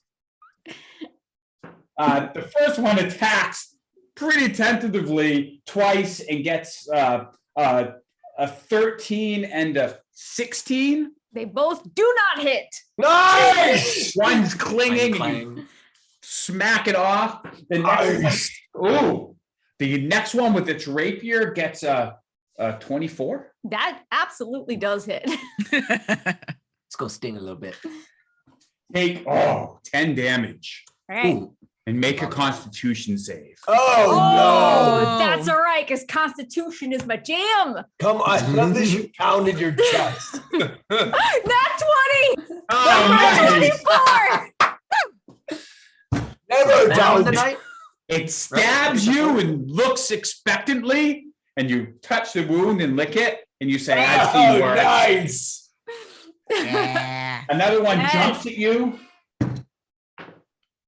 but flailing with the claws and can't hit you. They're just your armor. Like they're clinging. One's clinging to your leg. Another one is clinging to your shoulder pad. You grab it by its head and throw it aside as you're just cleaving through.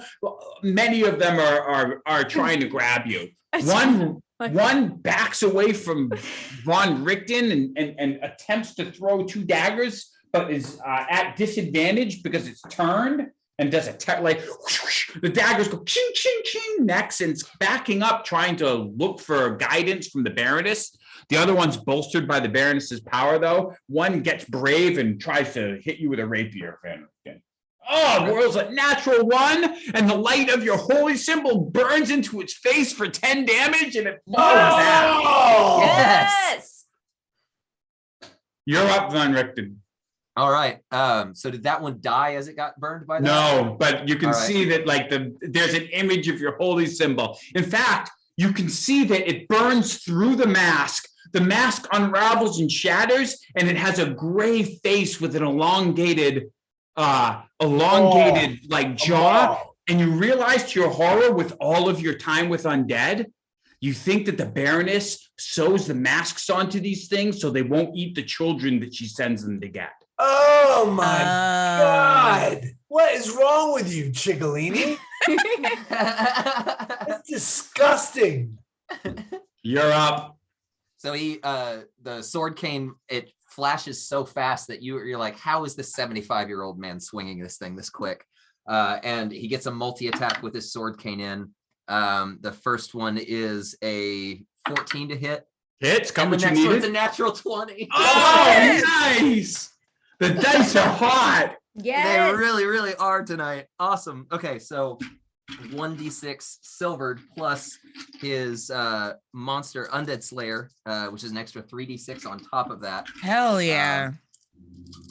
Each hit. So wow. Okay, so the non-critical was a bunch of ones. That's a d8, not a d6. Roll correctly, Jess. All right, so that was the first hit is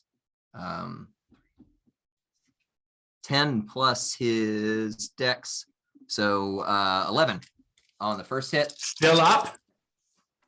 And the crit is it's double the dice, right?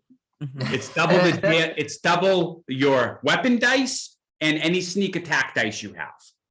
Would his undead slayer count as sneak attack in this particular case or no? You're Van Richten, count it. Absolutely. All right. Absolutely. When you are canon, it If counts. anybody in the world can crit, can get double extra dice on undead, it's you. Well, I'll take it. Thank you. That is 22 damage with the Oh, final nice. Hey. It leaves a big Yes. cut. It tries to spin around, and then you sink the silver blade to its heart, and then draw it up through the jaw, cutting the Hell thing yeah. in half. Oh, disgusting. Yeah, max damage. You look over and you're like, you're kind of surprised that much damage came from what you thought was an old man, but maybe he's more spry than you thought. I give that look goes when down. when I see a soldier that I'm super pleased with, Yeah, and they get the very faintest of like an approval nod. Oh, That's what I good. get. nice. From He will- across he the will play it battlefield. cool and Yeah. give that back. For the crew, he move puts at his a point hand of on- inspiration. Von Nice. Richten and max Thank you. damage for the acknowledgement. Get a point of inspiration. Nice. Take that. As he's walking past, oh no, you're invisible with the kid, I aren't am. you, Matt? Yeah. Okay. Then he will use his movement to get over to the crying child and bonus action cast Sanctuary on her. Not fully Yay. understanding that that's not his part. Okay, so here's the question. You've moved up. You mean the one that ran into the room? Yes. Okay, so as you go to do that, you can see that long behind her, trying to stay along under the table, there's a weird shadow trying not to be spotted by the Baroness. A winged-like, creepy shadow that's kind of trying to stay under the table to not reveal her. He will at most like do his best to conceal that he understands, so there's a blink and he just kind of keeps running and then like stands next to her after he casts Sanctuary. Like Okay, you do. Child. Okay. I like it. I think I'm up. You're up. So, Rob, here's the problem. My plan originally was to go sneak up on the Baroness and do my duty. Yeah. Unfortunately, Tins has been decimated. In this battle, Tins is dropped. I have no choice but to react emotionally to a creature I've just pulled. It's worse than that, Matt. Oh no, Rob! Ben, Oh no! Here we Because go. you're attached to Tin, because you cast the Find Familiar. Yes, of course. When the thing finishes Tin, that same wound sends pain through all the ghost children. No. You can sense it because you attach to Tin, and you think the Tin was actually one of their toys that they had taken out. So when this thing finishes it off, all the ghost children feel the pain. So, Rob, here's the problem. I lose control of my thoughts. Yeah. Where I was going because I see the pain in my own grandson Mhm. and Boots himself. And I thwart from the plan. I'm so close to her. I could immediately go up behind her and cast a fireball. I'm preparing it in my mind.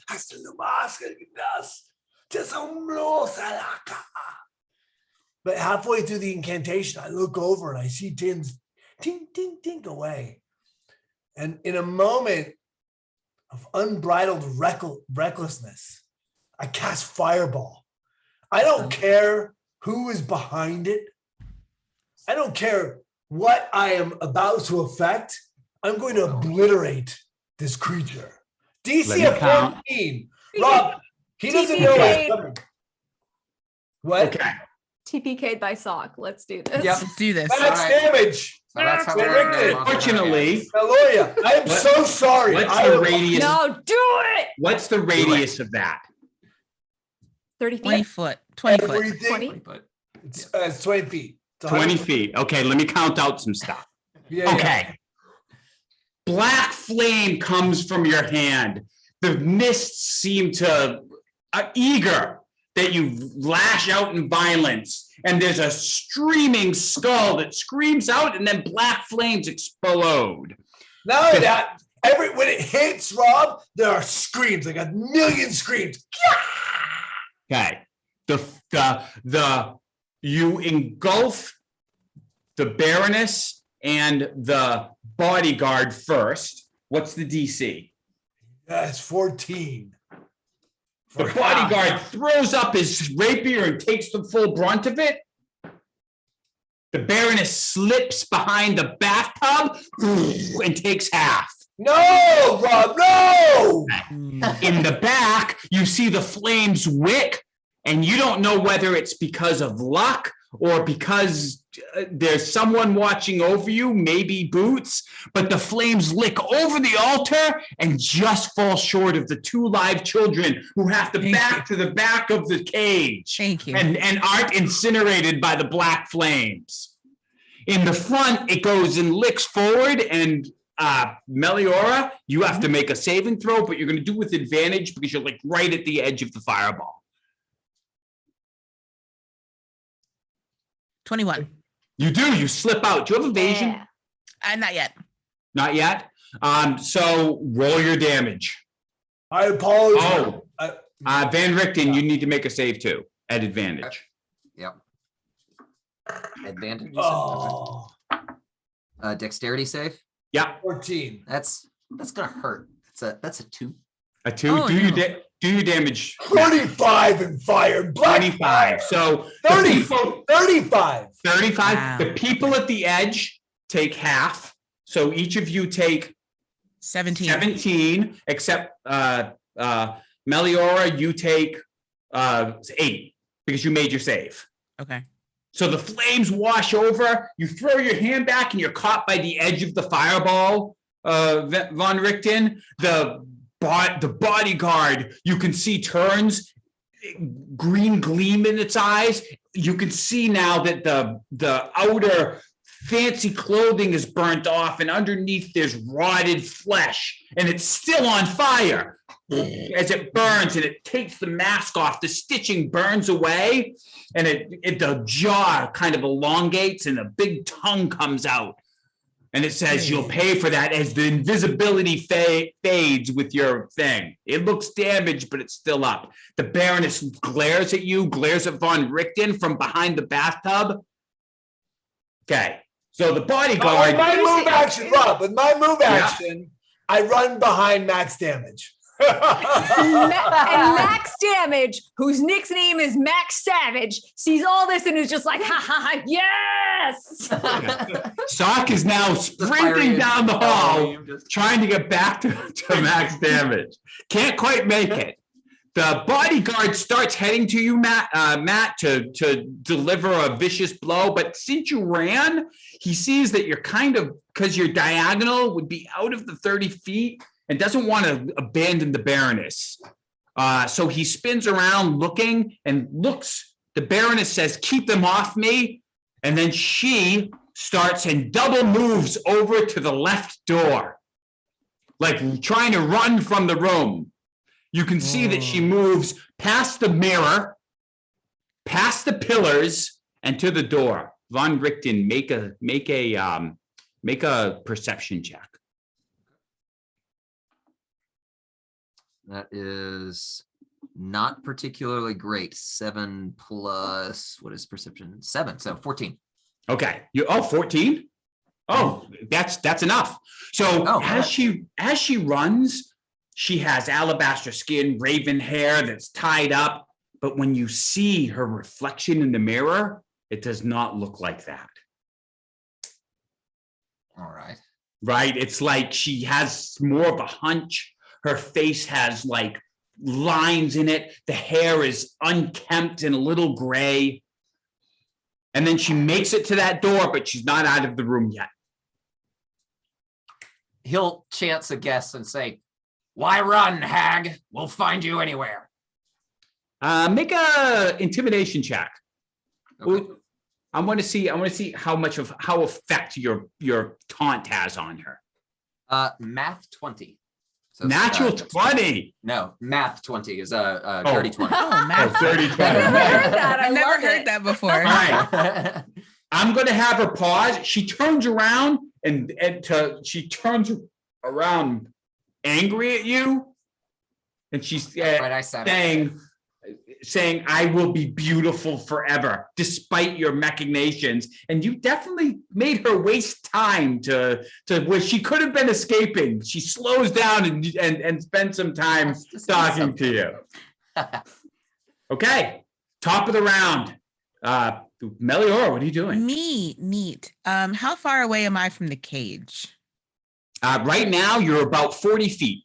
40 feet? Okay. Yeah. I'm going to, let's see. I'm gonna do some stuff. I think we've kind of given the game away at this point. Like I was gonna try and do some like pleading and stuff like as a kid, but it's like, nah, I'm just gonna shoot her. So I'm gonna move up just a teeny bit. I'm gonna move up 10 feet. Yeah.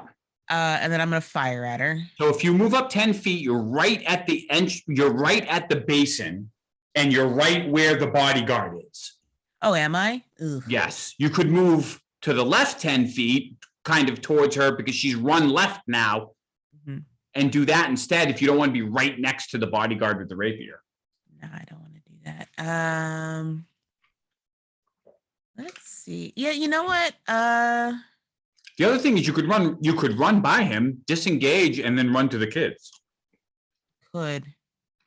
No, here's what I'm gonna run left. Like, Yeah. so the distance says I just want to make sure that I'm 10, I want to be 30 feet away from this cage. Okay. So you run diagonally, so you're 30 feet from the cage and 10 feet from the bodyguard. Cool. I will fire at if I fire at the hag, he will turn his attention on me because he's trying to protect her. I'm gonna clear the path for my friends a little bit more. Yeah. And fire at some of the folk that are that way. You spin around and fire at some of them. The nice thing too is they're all attacking Mac. If you start shooting the ones in Max, you get sneak attack. Exactly. You're within 30 feet of them. Exactly. So I'm going to do that. So firing. You're still surprised because like literally Max is fighting every single thing except the Baron and the bodyguard, just wading through them, and they're not doing anything to her. Right. Amazing. So I roll an 18 to hit. Hits. Nice. So that's going to be a total of 16 points of damage to one of them. Damn. You pull an arrow out and you notice that there's still one with the arrow stuck in its shoulder, trying to claw at her, and you go, and the thing like looks down, an arrow punctures where its heart would be, and it's not that the heart died, it's that you broke its spine. The arrow went right through its spine and and it can't, and it falls down, the necromancy seeping from it. Okay. Oh, disgusting. And then I will expend one of my Stitch Life die, and you see my shadow not quite detach itself from me, but it elongates. Yeah. And it moves over to the cage. Yeah. Yeah. And it's gonna go ahead and pick that lock. Make a lock roll. All right, that is Dex, and I am just regular proficient at that. D20.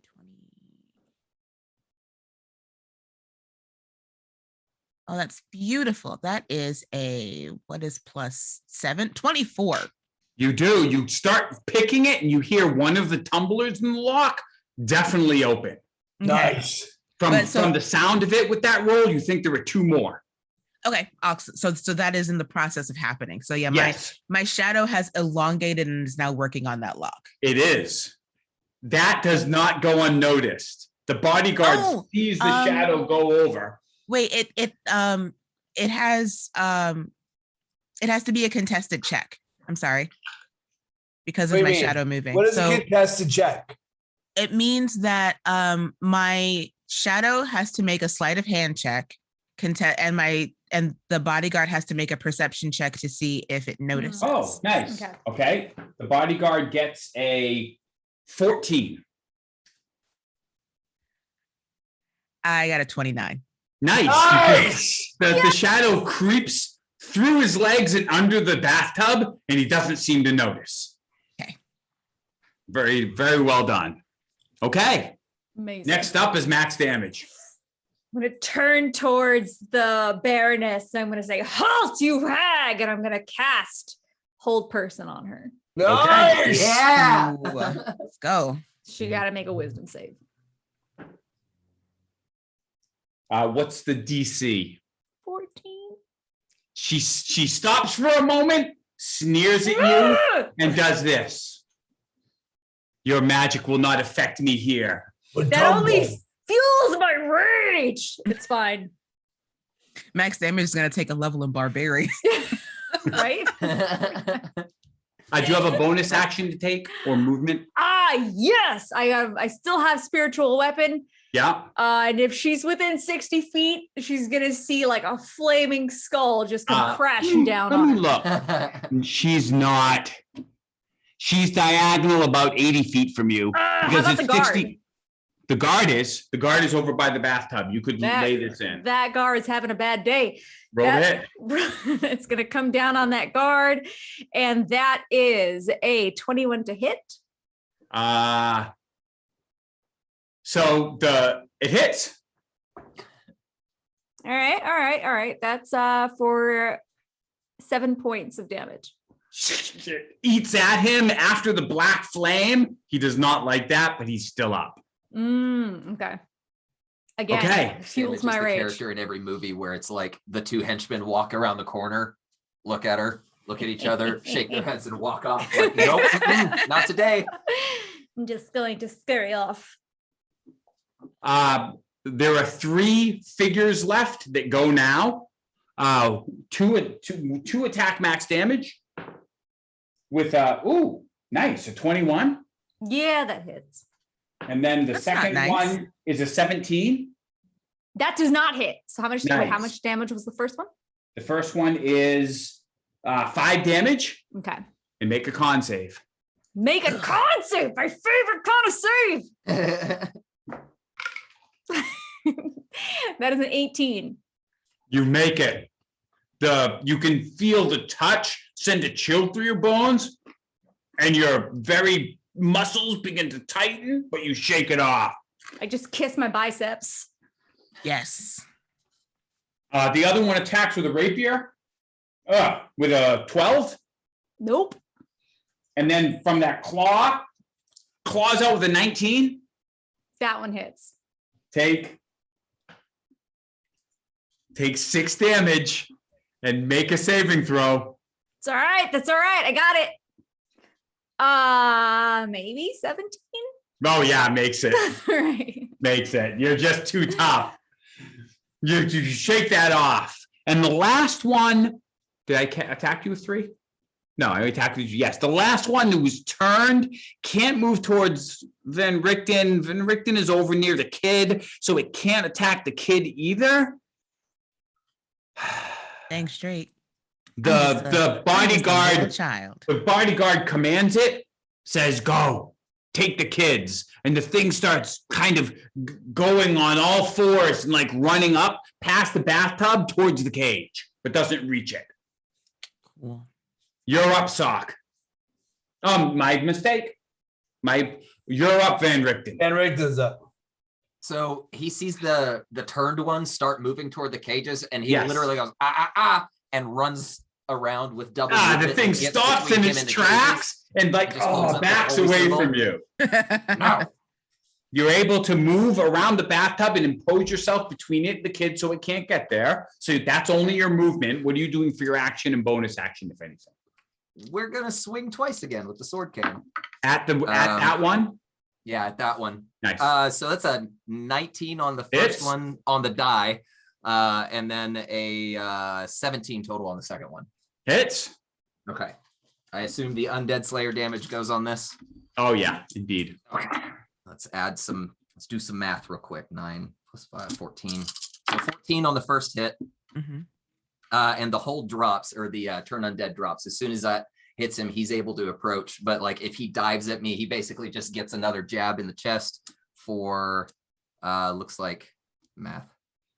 8 damage on the second one. Sorry, what was the first one? What did I say? 12? 14. I think I said 12. 14 and 8. You finish it off. Nice. His second stab just like straight up through its jaw. Oh, Nice. Savage. double up. Like use the boot to push it off. Now Sock is up.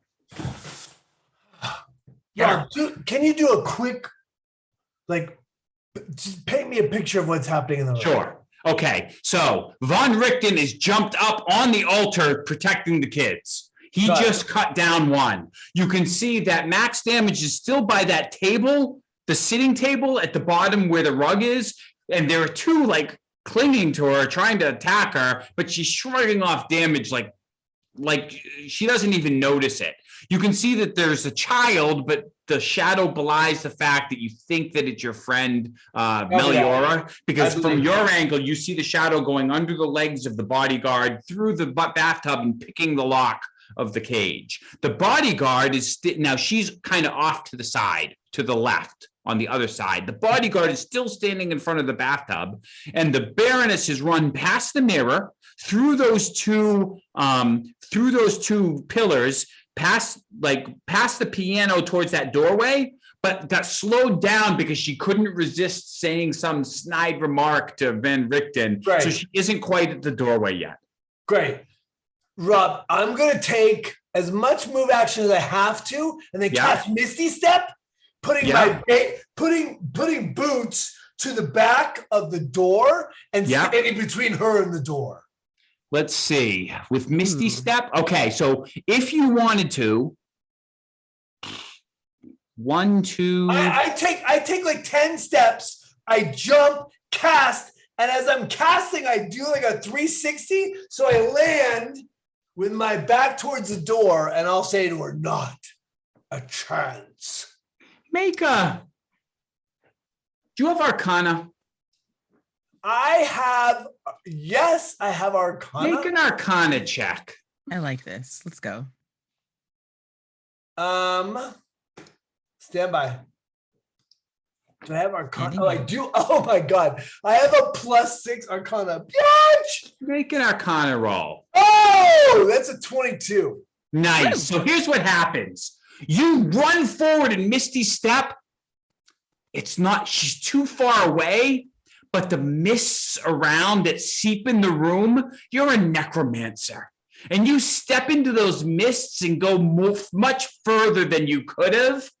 Maybe might have been a bad idea because some of the mists might have clung to you a little too much, but you come out right in front of her before she can get out that door. Nice. And there's two things that you notice. Number one, as you look up, there's like a portcullis, and just on the other side of the door, you see like a pulley she could have pulled to lower it between her and you if she had reached there. But now you're between the baroness and the door. Nice. And I'll scream at the end of that, max damage. Okay. The bodyguard is up. All right. The bodyguard says you'll interfere for your last time and springs at Von Richten. Let me see if I can finish this legend and make a legend for myself. Oh, it was a natural 20 with the rapier. Oh, Jeez. no.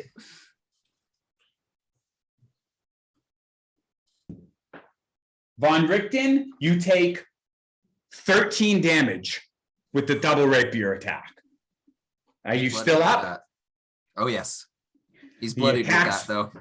He attacks with his claw with a 16. The hit. Take 6 damage and make a wisdom save. No. Oh no. Usually. Natural 20, 27. Nice. My dreams of killing Von Richten on Halloween are dashed. Oh, man. And at first, you think he has a strong scent of perfume. The perfume washes over you now that he's close, but it's a putrid scent. Make a con save. Ooh. Very low, probably. Yeah, that's a 7. It's overcoming you. You've never quite got anything like it, and you think you're at disadvantage. All right. As it's your eyes are watering and choking. Maybe it's a manifestation of his undead. Yes, you think that ghasts have some kind of weird stench, and normally you would have shaken it off, but you didn't recognize it because of the perfume smell until too late. You smell like a grandmother's toilet. God, get away from me. Top of the round. Potpourri and Oh no, the baroness. This is gonna hurt. He turns around and glares at you. I am Sock. My destiny lies in this room, and your end is next. After I kill you, I will use your child there in my bath, she says. And she lifts up her hands and blood tendrils come out. No. No. A 23 Oh, Got what you needed. hits. And then a 13 Missed. for the 23. By the way, take- mage armor. Nice. Take 11 damage. Oh! No damage to boots though, because as I jumped, No damage to boots. yes, You that's all I can't. care Your about. boots is behind. That's all I care about. And then she's like, kill them. And she gives up on trying to use her hex on Van Richten and instead inflicts her baneful curse tries on max damage. Make a wisdom save. Wisdom, my second favorite save. Wait, that was college. Hang on. 21. Nice. It does Nice. not take hold. All right, top of the round. Okay. Eliora, you're up. Yeah, it's me. There's so much happening. I'm going to. I mean, I have options.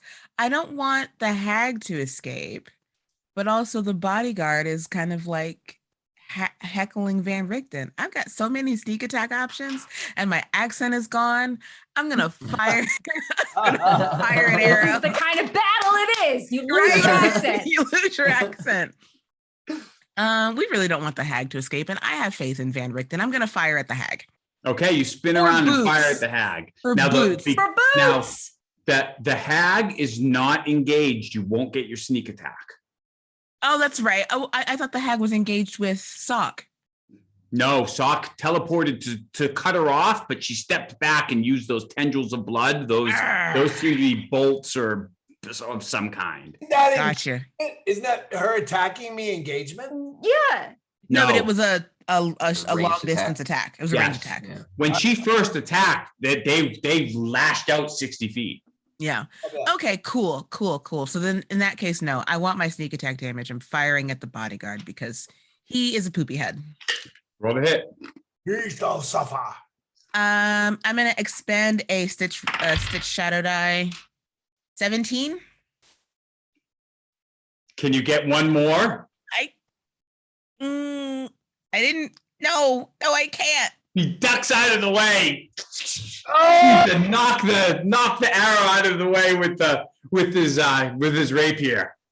Yeah, I think I can only expend one a turn, so that's fine. Okay, bonus action. Then my shadow's gonna keep working on that lock. Make another unlock roll. 17. Does it? The second tumbler clicks open. Nice. I'm gonna leave my shadow there so that the door doesn't I imagine that it's holding thieves' tools, so it's somewhat corporeal in this, or solid in this form. So I don't want it to move away yet, because then the door will swing open. Yep. So that'll be my turn. Max damage, you're up. I point towards the baroness. Yeah. And I just give a little smirk and cast Sacred Flame in her direction. Okay. What's the She- range on that? It's 60 feet. Am I in 60 feet?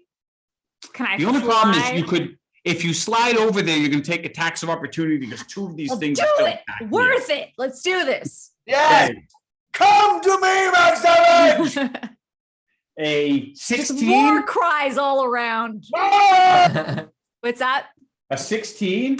Oh, well, shite. Yes, that. For tins! Take the damage for tins! A 16 hits. Oh, a 16 hits. I thought if I cast. Oh no, I thought. No. I First, was I'm doing the I was attacks of thinking opportunity. attacks of opportunity. 16 does not hit. Okay, Yeah. and then the second one rolled a 2 on the attacks of you I'm slam running. both of them aside. You move forward and you bring down Elbowing. Black.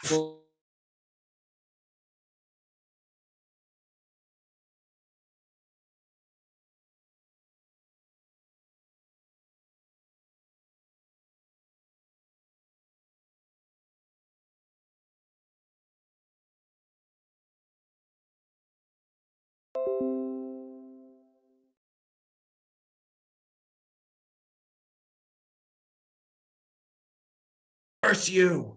And with my bonus action, gonna cast a spiritual weapon on her. Are you going to make the spiritual weapon move over to attack her, you mean, or are you casting a new one? I mean, it's the same one. It's the same. It's the same one, yeah. Yeah, same one. So Roll it the hit. is 25. Oh, hit. Dang. Nice. Your dice are on fire tonight. Really are. 10 points. Ah, Bludgeoning yep. damage. She throws the thing off that's clawing at her, but she's still up. All right. Hold on. They lost the stream. Oh no. Oh, Oh, no. Steam Borkin. Oh no, was it this? It looks like when I was elbowing. Yeah, they say Noura dodged off the stream. Nora's sword ended up cutting the wire for the stream 100 miles away. Oh man, that was Hey, so much welcome into back. the thing. We're sorry for Yay. the technical difficulty. We're back. When last we were in, the Baroness was stopped by Sock moving using a misty step in front of the gate. The bodyguard is still trying to kill Von Richten and putting a feather in the DM's cap. And max damage, not only did max damage hit the Baroness with the Sacred Flame, but also the skull of her sacred weapon goes over and causes 10 damage to the Baroness. But Nice. the Baroness still looks somewhat strong. Okay, the next up are the bodyguards. There's one that Van Richten killed, but there's still 2 that are now trying to chase down max damage to try to finish her off. Oh, one was a natural 20. No. Yeah, that hits. That's fine. It's all right. Take, fortunately, the die is low. Take 5 damage on a natural 20. That's fine. That's pretty pathetic, but you have to make a saving throw on it. It's all right. It's my favorite throw. Constitution. Con save. 22. Nice. They cannot stop you. The next one gets a 17. That does not hit. Nice. And then the last attack from the other one gets 12 and misses. They're clinging to you, trying to slow you down. They're You like- grab one and push it aside. One claws through your armor. You're streaming blood, but you're slowly tanking your way towards the They're baroness. Arnold Schwarzenegger in Kindergarten Cop, and they're hanging out his biceps, and I'm like, hurling. Von Richten's up. All right. He takes the big hit. What kind of weapon was this bodyguard wielding again? A rapier. He had a rapier as well. Yeah. And he pretty much grabs the blade and pulls it back out. And as he does it, lunges forward with his own sword cane. Roll hit at disadvantage. I'm going to use my inspiration to get 2 rolls Okay. on that. See if I can get a better result than a 7. Nope. So that is definitely not a hit. That's going to be So, like, so what did you do? 5. Did you roll at disadvantage twice? yeah, I rolled a No, disadvantage just twice. if you're going to use your insight, just do a Just fresh roll straight. roll without disadvantage. Oh, all right. Right? It cancels out. If you get advantage, it cancels the disadvantage. It's still only a 9. So I think the first Ah, one you is slam forward the perfume, and then at the end of the round, make a saving throw against the stench. nope. Still suffering apparently. Falling back from the stench, and I believe you have a second attack. Yeah. That'll be with disadvantage because I don't have the inspiration on it. That's also a miss. That's a 6. The dice are no longer hot for me. So he's going to use his movement action, probably provoke an attack of opportunity here because he doesn't have disengage as bonus. But he's going to use his movement action to back up and get closer to max damage. Okay, you do. You back away from him. He clashes out with the rapier with a 12. Right at it hits right on the money. Oh my gosh. And take 9 damage. Are you still up? Barely. I have You, 19. you minutes left. disengage, move through the room, and slip behind max damage. Do you have a bonus action? Bonus action sanctuary on myself. You do. You cast a sanctuary. You Okay. are allowed to kill legendary creatures in the field. Sock, you're up. We can't kill people. Okay. Rob, I'm gonna do a perception check. How far away is max damage right now? Well, within 60 feet because she moved up to do a sacred flame. So maybe from you, maybe 40 feet at this point. How damaged does she look to me? That's a good question. Max damage? Not How max damaged is damaged. I'm half damaged. it? Yeah. In fact, you think Von Richten looks worse. He's below quarter health at this point. I could also do stuff. So like you do what you got to do. I know that. What I see in front of, and how bad does the Baroness look right now? The Baroness doesn't look bad, but now that you look, that bodyguard, after taking the full fireball and all the damage, looks really, really hurt. Okay. And I'm telling you that because you're a necromancer and its necromantic power looks weak right now. Death is my friend. All right. Here's what I'm gonna do. I'm gonna cast life transference. Yeah. I'm gonna sacrifice my own health to mend Van Richten. Okay. Ooh. This is gonna be brutal for me, but good for him. And I live by I live by the belief that if I shall fall, somebody shall raise thy boots.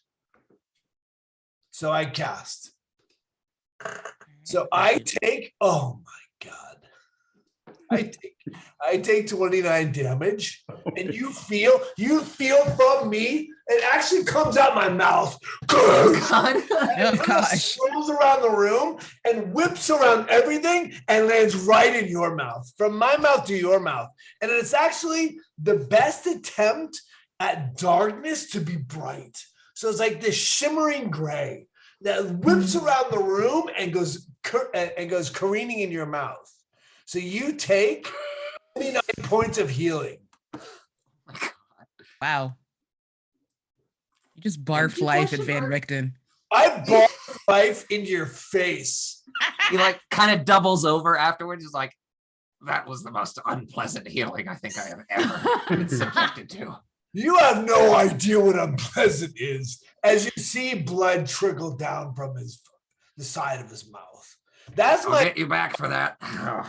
And I will ready myself for grappling. That's the end of my move. Okay. Wow. They're Just up. above bloody. The bodyguard spins around, moves towards the child. Me? Yes. Oh, okay. Is sanctuary Rob, real quick. Yeah. Realize I don't think I realized how many points would leave me. Yeah. As I ready myself to grab, I got you. I go to a knee and fall flat on my face. Dying Knock yourself out. as I forgot I was a wizard and not a cleric. I got you. How far away are you? Too far away. You need to. How many feet away are you? About 40 feet. Well, Down. that is I want you unfortunate. to know, I die in reckless glory. You're not dead yet. Yeah, you're not dead yet. Conscious. Also, you can maybe you can retcon reduce that by a little bit. Because Van Richten's right behind me. Just so you know, I overestimated my own power, and the transference was legit. This is Still fine. have cure I love wounds. this. I'll get him. I love this. Okay. Oops. That's the first time I've seen a PC kill themselves. Okay. On stream. I think that's a first, Matt. On stream, you're the first PC to kill themselves. Well, you know something. I just wanted to be honest. I drop. Okay. Sanctuary is still active on me because I have not been hit yet. Yes, but Van Richten put a sanctuary on himself. Is that concentration, Van Richten? It's not concentration. Oh, so it's still on you. Nice. Okay, so the bodyguard goes. Let me look at what he does. So the bodyguard goes and to try to cut you down, concentrates, can't do it, and then looks at the baroness, kill them. And so he moves forward and tries to finish off max damage. Oh, he moves Come away at from me. me though, right? So I get an attack of opportunity, don't I? You can. He thinks you're a kid. He doesn't expect you to pull out a dagger and stab him. Well, that's You know what I exactly mean? I'm gonna, Like- yeah, no, that's exactly what I'm gonna do. I'm gonna pull out Yeah. a dagger and try and stab him in his ankle. Murder toddler. Let's do it. 21 to hit. Hits. Always be suspicious of the creepy child. Lest Right, you lose for a kidney. seven points of damage. 7 points. Ah! That'll end the sanctuary. That's fine. Okay. And he moves away and he spins around and he takes it, kind of limps forth and try to finish off max damage so to free up the others that are attacking. With a 19, Yeah, that just makes it. take 9 damage. Stop. And then his offhand attack gets a 16. Nope, doesn't hit. Runs over, tries to finish you off and fails to do it. The baroness is up. The baroness says, how heroic, but ultimately foolish to Sock. Picks up the child from his back and then starts running down the hall. No.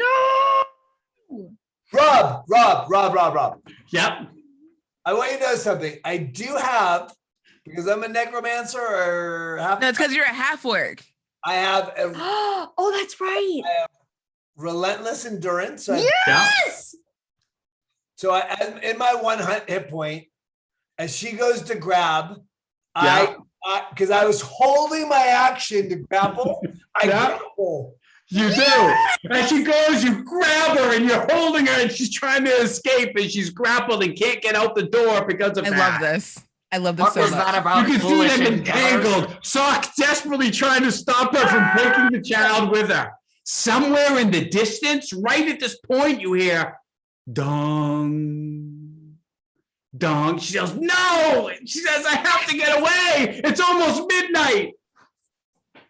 Hell yeah, let's do this. Top of the round, you're up, max damage.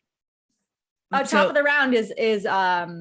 Is Yeah, Meliora, you're up. But but the bodyguard has just moved into melee with max damage. Yes. So he's getting fired at. And Okay, I will you spin around with the bow. Roll it. Oh, that'll do it. I didn't even need to expend the stitch die. That's a 21 to hit. It does hit.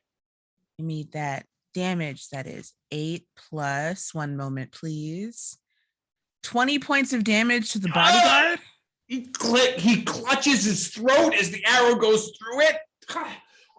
Never underestimate the power of a small child. Child again, angry, but you can see the necromancy and the hatred leave his eyes, and he crumbles onto the ground, finally finished off. Never underestimate the power of a small child. Nice. And Bonus then action? With my bonus action, I would actually, if my movement will get me there, I'll use whatever movement I have to. Actually, no. What I'm gonna do, I'm gonna move closer, but I'm not gonna get all the way up to the hag. Yeah. No. Yeah, I will use my. Can I, with my regular movement, get up to the hag? As you run up, Mhm. you can't help but look in the mirror, and as you run up in the mirror, you see this kind of weird, terrible, twisted demon with wings running where you would be, and you can see the shadow of a small child behind it. Oh, And that's then, so and weird. then you keep running, and you're like, as you go forward. That's weird. But I can get there with just my movement. Yeah, you were right in the mix. Cool. Oh, to the Baron? No, because the you had Baroness? to use your movement to get to the bodyguard. Remember, he ran over you're to right. max damage. You're right. So Okay.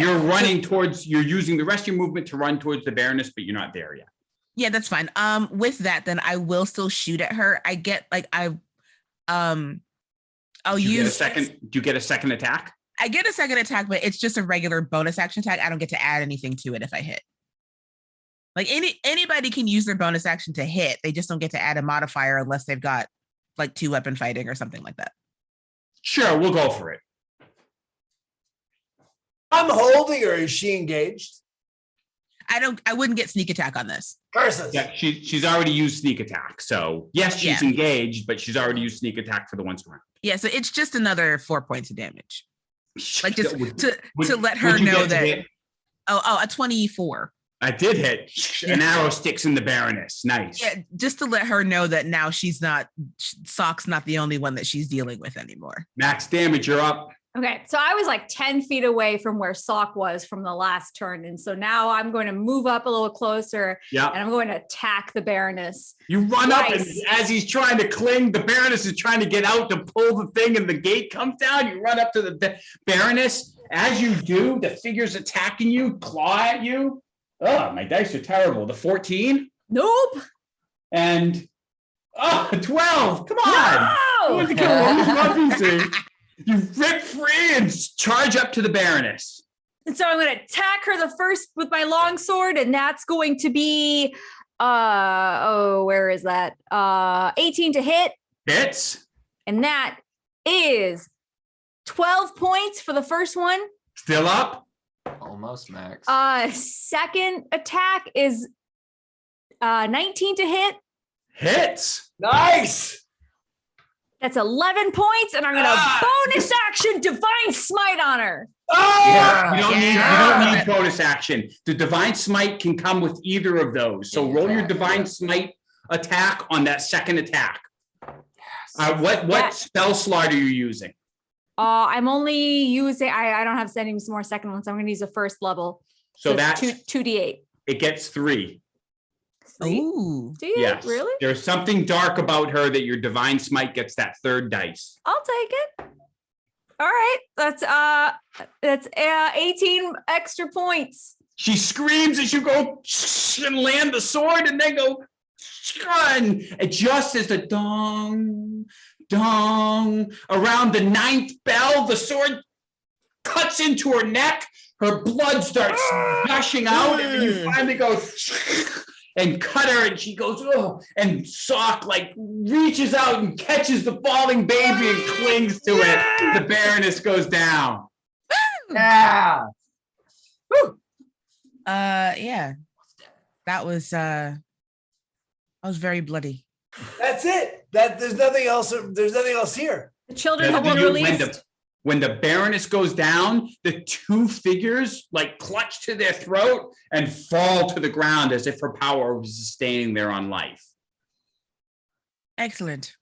And as the 12th bell happens, the Baroness changes forms to like some kind of withered hag. Horrible. She's still up or she's down with and withered hag? She's down. She's down and withered You hag. took her out. Cool. I just look to my comrades in battle. Is everyone all right? No, I catch boots Richten. and I think to myself, death's welcome embrace. I'm going to lay on hands Okay. for 25 points. On Sock. Oh, On Sock. nice. Richten will Good come job. up and lay his hands on both of them, and over the course of the next 2 rounds, we'll cast 2 cure wounds at level 3. Nice. Nice. Sock will gain 22 hit points back, and it will be 18 hit points for Max. Thank you. Meliora is going to shapeshift back into the form that she was in when she started this little adventure, and she's going to go over to the cage and open it because it is unlocked, and kneel down to the children and say, "Are you all right?" We are, they say. Thank you. You're very welcome. Let's we've got to get you out of here. Epilogue. By the way, the accent was back. Nice, Miller. Nice. Well, we weren't in combat anymore. I could take some time to think about it. Epilogue. The streets of Neverwinter never looked better. You come out of the mists, Van Richten leading you through the befuddling, confusing things with the children in tow, and the investigator brightens up and says, "By the gods, you made it back, and with the children. Oh, thank you."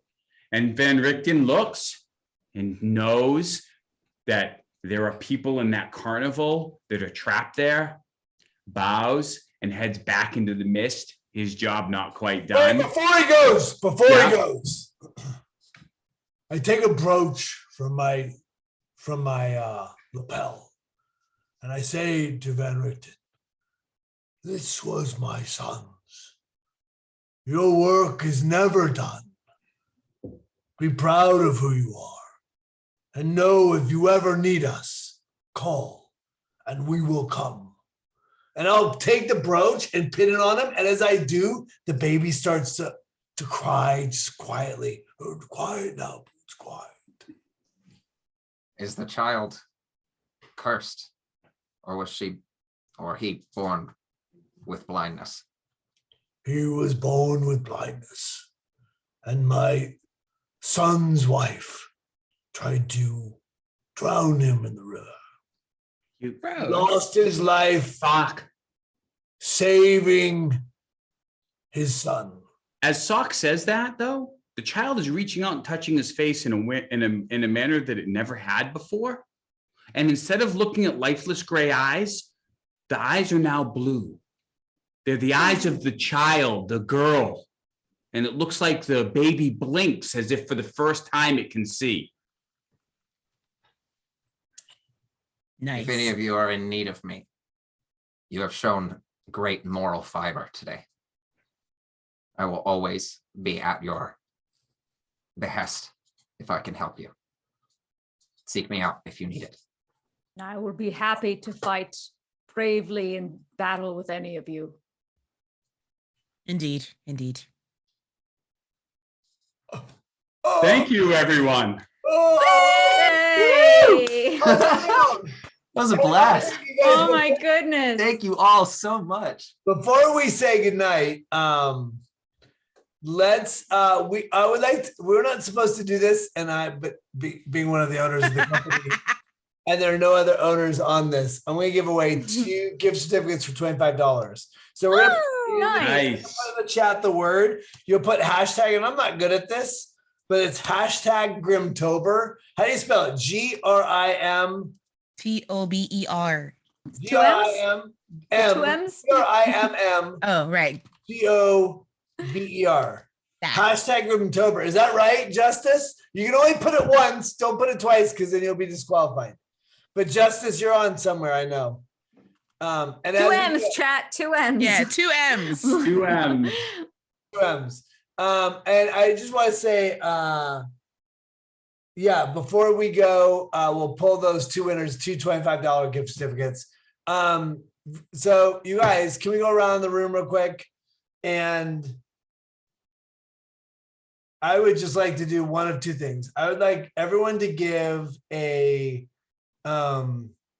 Halloween blessing to the people who are watching, and then a where we can find you and what you have going on, and do that as we say goodbye. All right, so we'll start with you, Rambling Bard. I'll try to keep it short. That's not on brand for me, but I'll try and keep it short. This is literally a dream come true. My fans and supporters, my wife, my adoptive mama, Sarah, I have been wanting to be a professional D&D player since I first saw Dice Camera Action all those years ago. And Bag of Nails, of course, was a big inspiration for that. Big thanks to my Fate Finders and to all of the supporters that came out to see us tonight. Means the absolute world to me. I've had a blast playing with these incredible people. So yes, brightest Halloween blessings. Light of the morning, Lord, be with you. And You did such a good job as Van Richten. You're amazing. Thank you. A It's been so hard much thing fun. to take over, and you did an awesome job. That's Thank you awesome. very much. Awesome. LaTia. Hi, everybody. My name is LaTia Jacquise. You can find me across the internet at LaTia Jacquise. Super great, awesome to finally play at the table with Noura and to meet the Rambling Bard, and to sit at the table with you again, Matt, is always a treasure. I'm going to give you an actual Irish Halloween blessing because of the accent that I was using. Ooh. At All Hallows Tide, may the gods keep you safe from goblin and puka and black-hearted stranger, from harm of the water and hurt of the fire, from thorns of the bramble, from all other danger, from will-o'-the-wisp haunting the mire, from stumbles and tumbles and tricksters to vex you. May the gods in their mercy this week protect you. That was so Nice. Beautiful. Done. it's almost as if like I had said, you guys, I'm going to do a Halloween blessing because that was incredible. Noura. Excellent. Yeah, she should have gone last because that was amazing. Hello everyone. This was such a joyful thing. I was with Beetle and Grimm's last Halloween with our pumpkin carving. And I'm just so overjoyed to be doing all of this as my job and to be with all of these wonderful people this year. Again, you could find me at Neurological. And I would like to give everyone Halloween blessings of not just prosperity, but of joyful gatherings with your loved ones. Nice. Rob, do you want to Nice. give us where we can find you and just a Halloween blessing? At Rob Ciccolini. I'm doing a whole bunch of stuff. Like I said, come and play Dungeons & Dragons online, Lord of the Rings online. Those are my games. I'll be releasing a tabletop superhero RPG called Bulletproof. Will be hopefully kickstarting by end of year, maybe early next year. And yeah, I run a LARP called Madrigal if you're in the Northeast. And the pumpkin shirt says, have fun and be safe this Halloween. So everyone, it was a joy to DM for you. You guys were so great. This is awesome. Thank you very much. This is amazing. Thank you. I feel privileged. Listen, we are privileged to have you. Breaking stuff? Do I need to say anything, Justice? Because I know you're out there somewhere. Do I need to say anything for the poll of names? No, if you're ready, I can draw them now. Yeah, draw them now. That'd be great. Nice. All right, the first winner is Dusty Top Hat 89. Woo! That's a great name too. Go Nice. Dusty Top Hat. And the second winner is Cywin Online. Nice. Nice. If you all will send me a whisper, we will get your details going. So yeah, I am Justice Armin in the chat. Get you some cool stuff. Yeah, Justice is our one of our goblins. Look, you guys, just to we've had a great week in terms of Beetle and Grimm's this last week. Jon Ciccolini quit his career of 20 some odd years. Ravenloft, our holy symbol, Ravenloft. Get you some cool stuff. You can buy that at beetleandgrims.com. Jon Ciccolini quit his day job and his career. And here I got my Beetles and Grimm swag. Oh my God. You guys, I love the fact that people Beetle stuff. On hand. Or in the rain. On hand. See it. Is that the legendary Taroka deck from your other campaign? It is. Yes, This it is from is. the Beetle and Grimm's nice. Curse of Strahd box that I use almost every week in Black Dice Society, and this is from Van Richten's Guide to Ravenloft, which is the spirit board planchette. You can't see my boxes, but they're all literally right on the shelf above all of this. I love the Ring of Ossibus. I love that you guys have our stuff. I am honored and privileged to play with you. Jon Ciccolini's quit his day job this week to work with Beetle and Grimm. Congrats, John. That's John, y'all. awesome. Big week. My name is Matthew Lillard. You can find me at MatthewLillard.com. I just want to say I lost my best friend in high school to suicide 2 days ago. I'm 51 years old. And anytime you think you are out of the shadows and that you're safe and you're suffering from mental health, just know that it's an ongoing war. So if you are lost, if you are struggling, Oh, Matt. find people and just know that you are loved. And you're in a community right now that supports you like nothing else. So this Halloween, my blessing to you is that know that you are loved. And as you walk through the world, there are people that will kill for you. So thank you. Matt, we love you so fucking much. We love you, dude. We do. That's not You're the point. just The point is a gift about of this is someone. about isn't it about me? The point is I really know. about other people. Like I am suffering, and I am suffering because somebody didn't know they were loved. So it's not about me. It's not about pitying me. It's about loving others. So love each other and just know that you are cared for and cherished. And that if you need help, there are people out there that are gifted at the ways of saving other people. So bless you. Thank you for being here, all four of you. Thank you for supporting Beetle and Grimm's. And thank you for being part of this community. And I just want you to know, Rambling Bard, you're a fucking amazing player. And you are a welcome addition to this community. So Absolutely. thank you, It means a everyone. lot. Thank Hope you. to play with you again. Much Thanks, love. everyone. Yeah, anytime. All right, Justice, get out of here before I cry more, please. Thank you. Have a Good good night, one. everybody. Good night.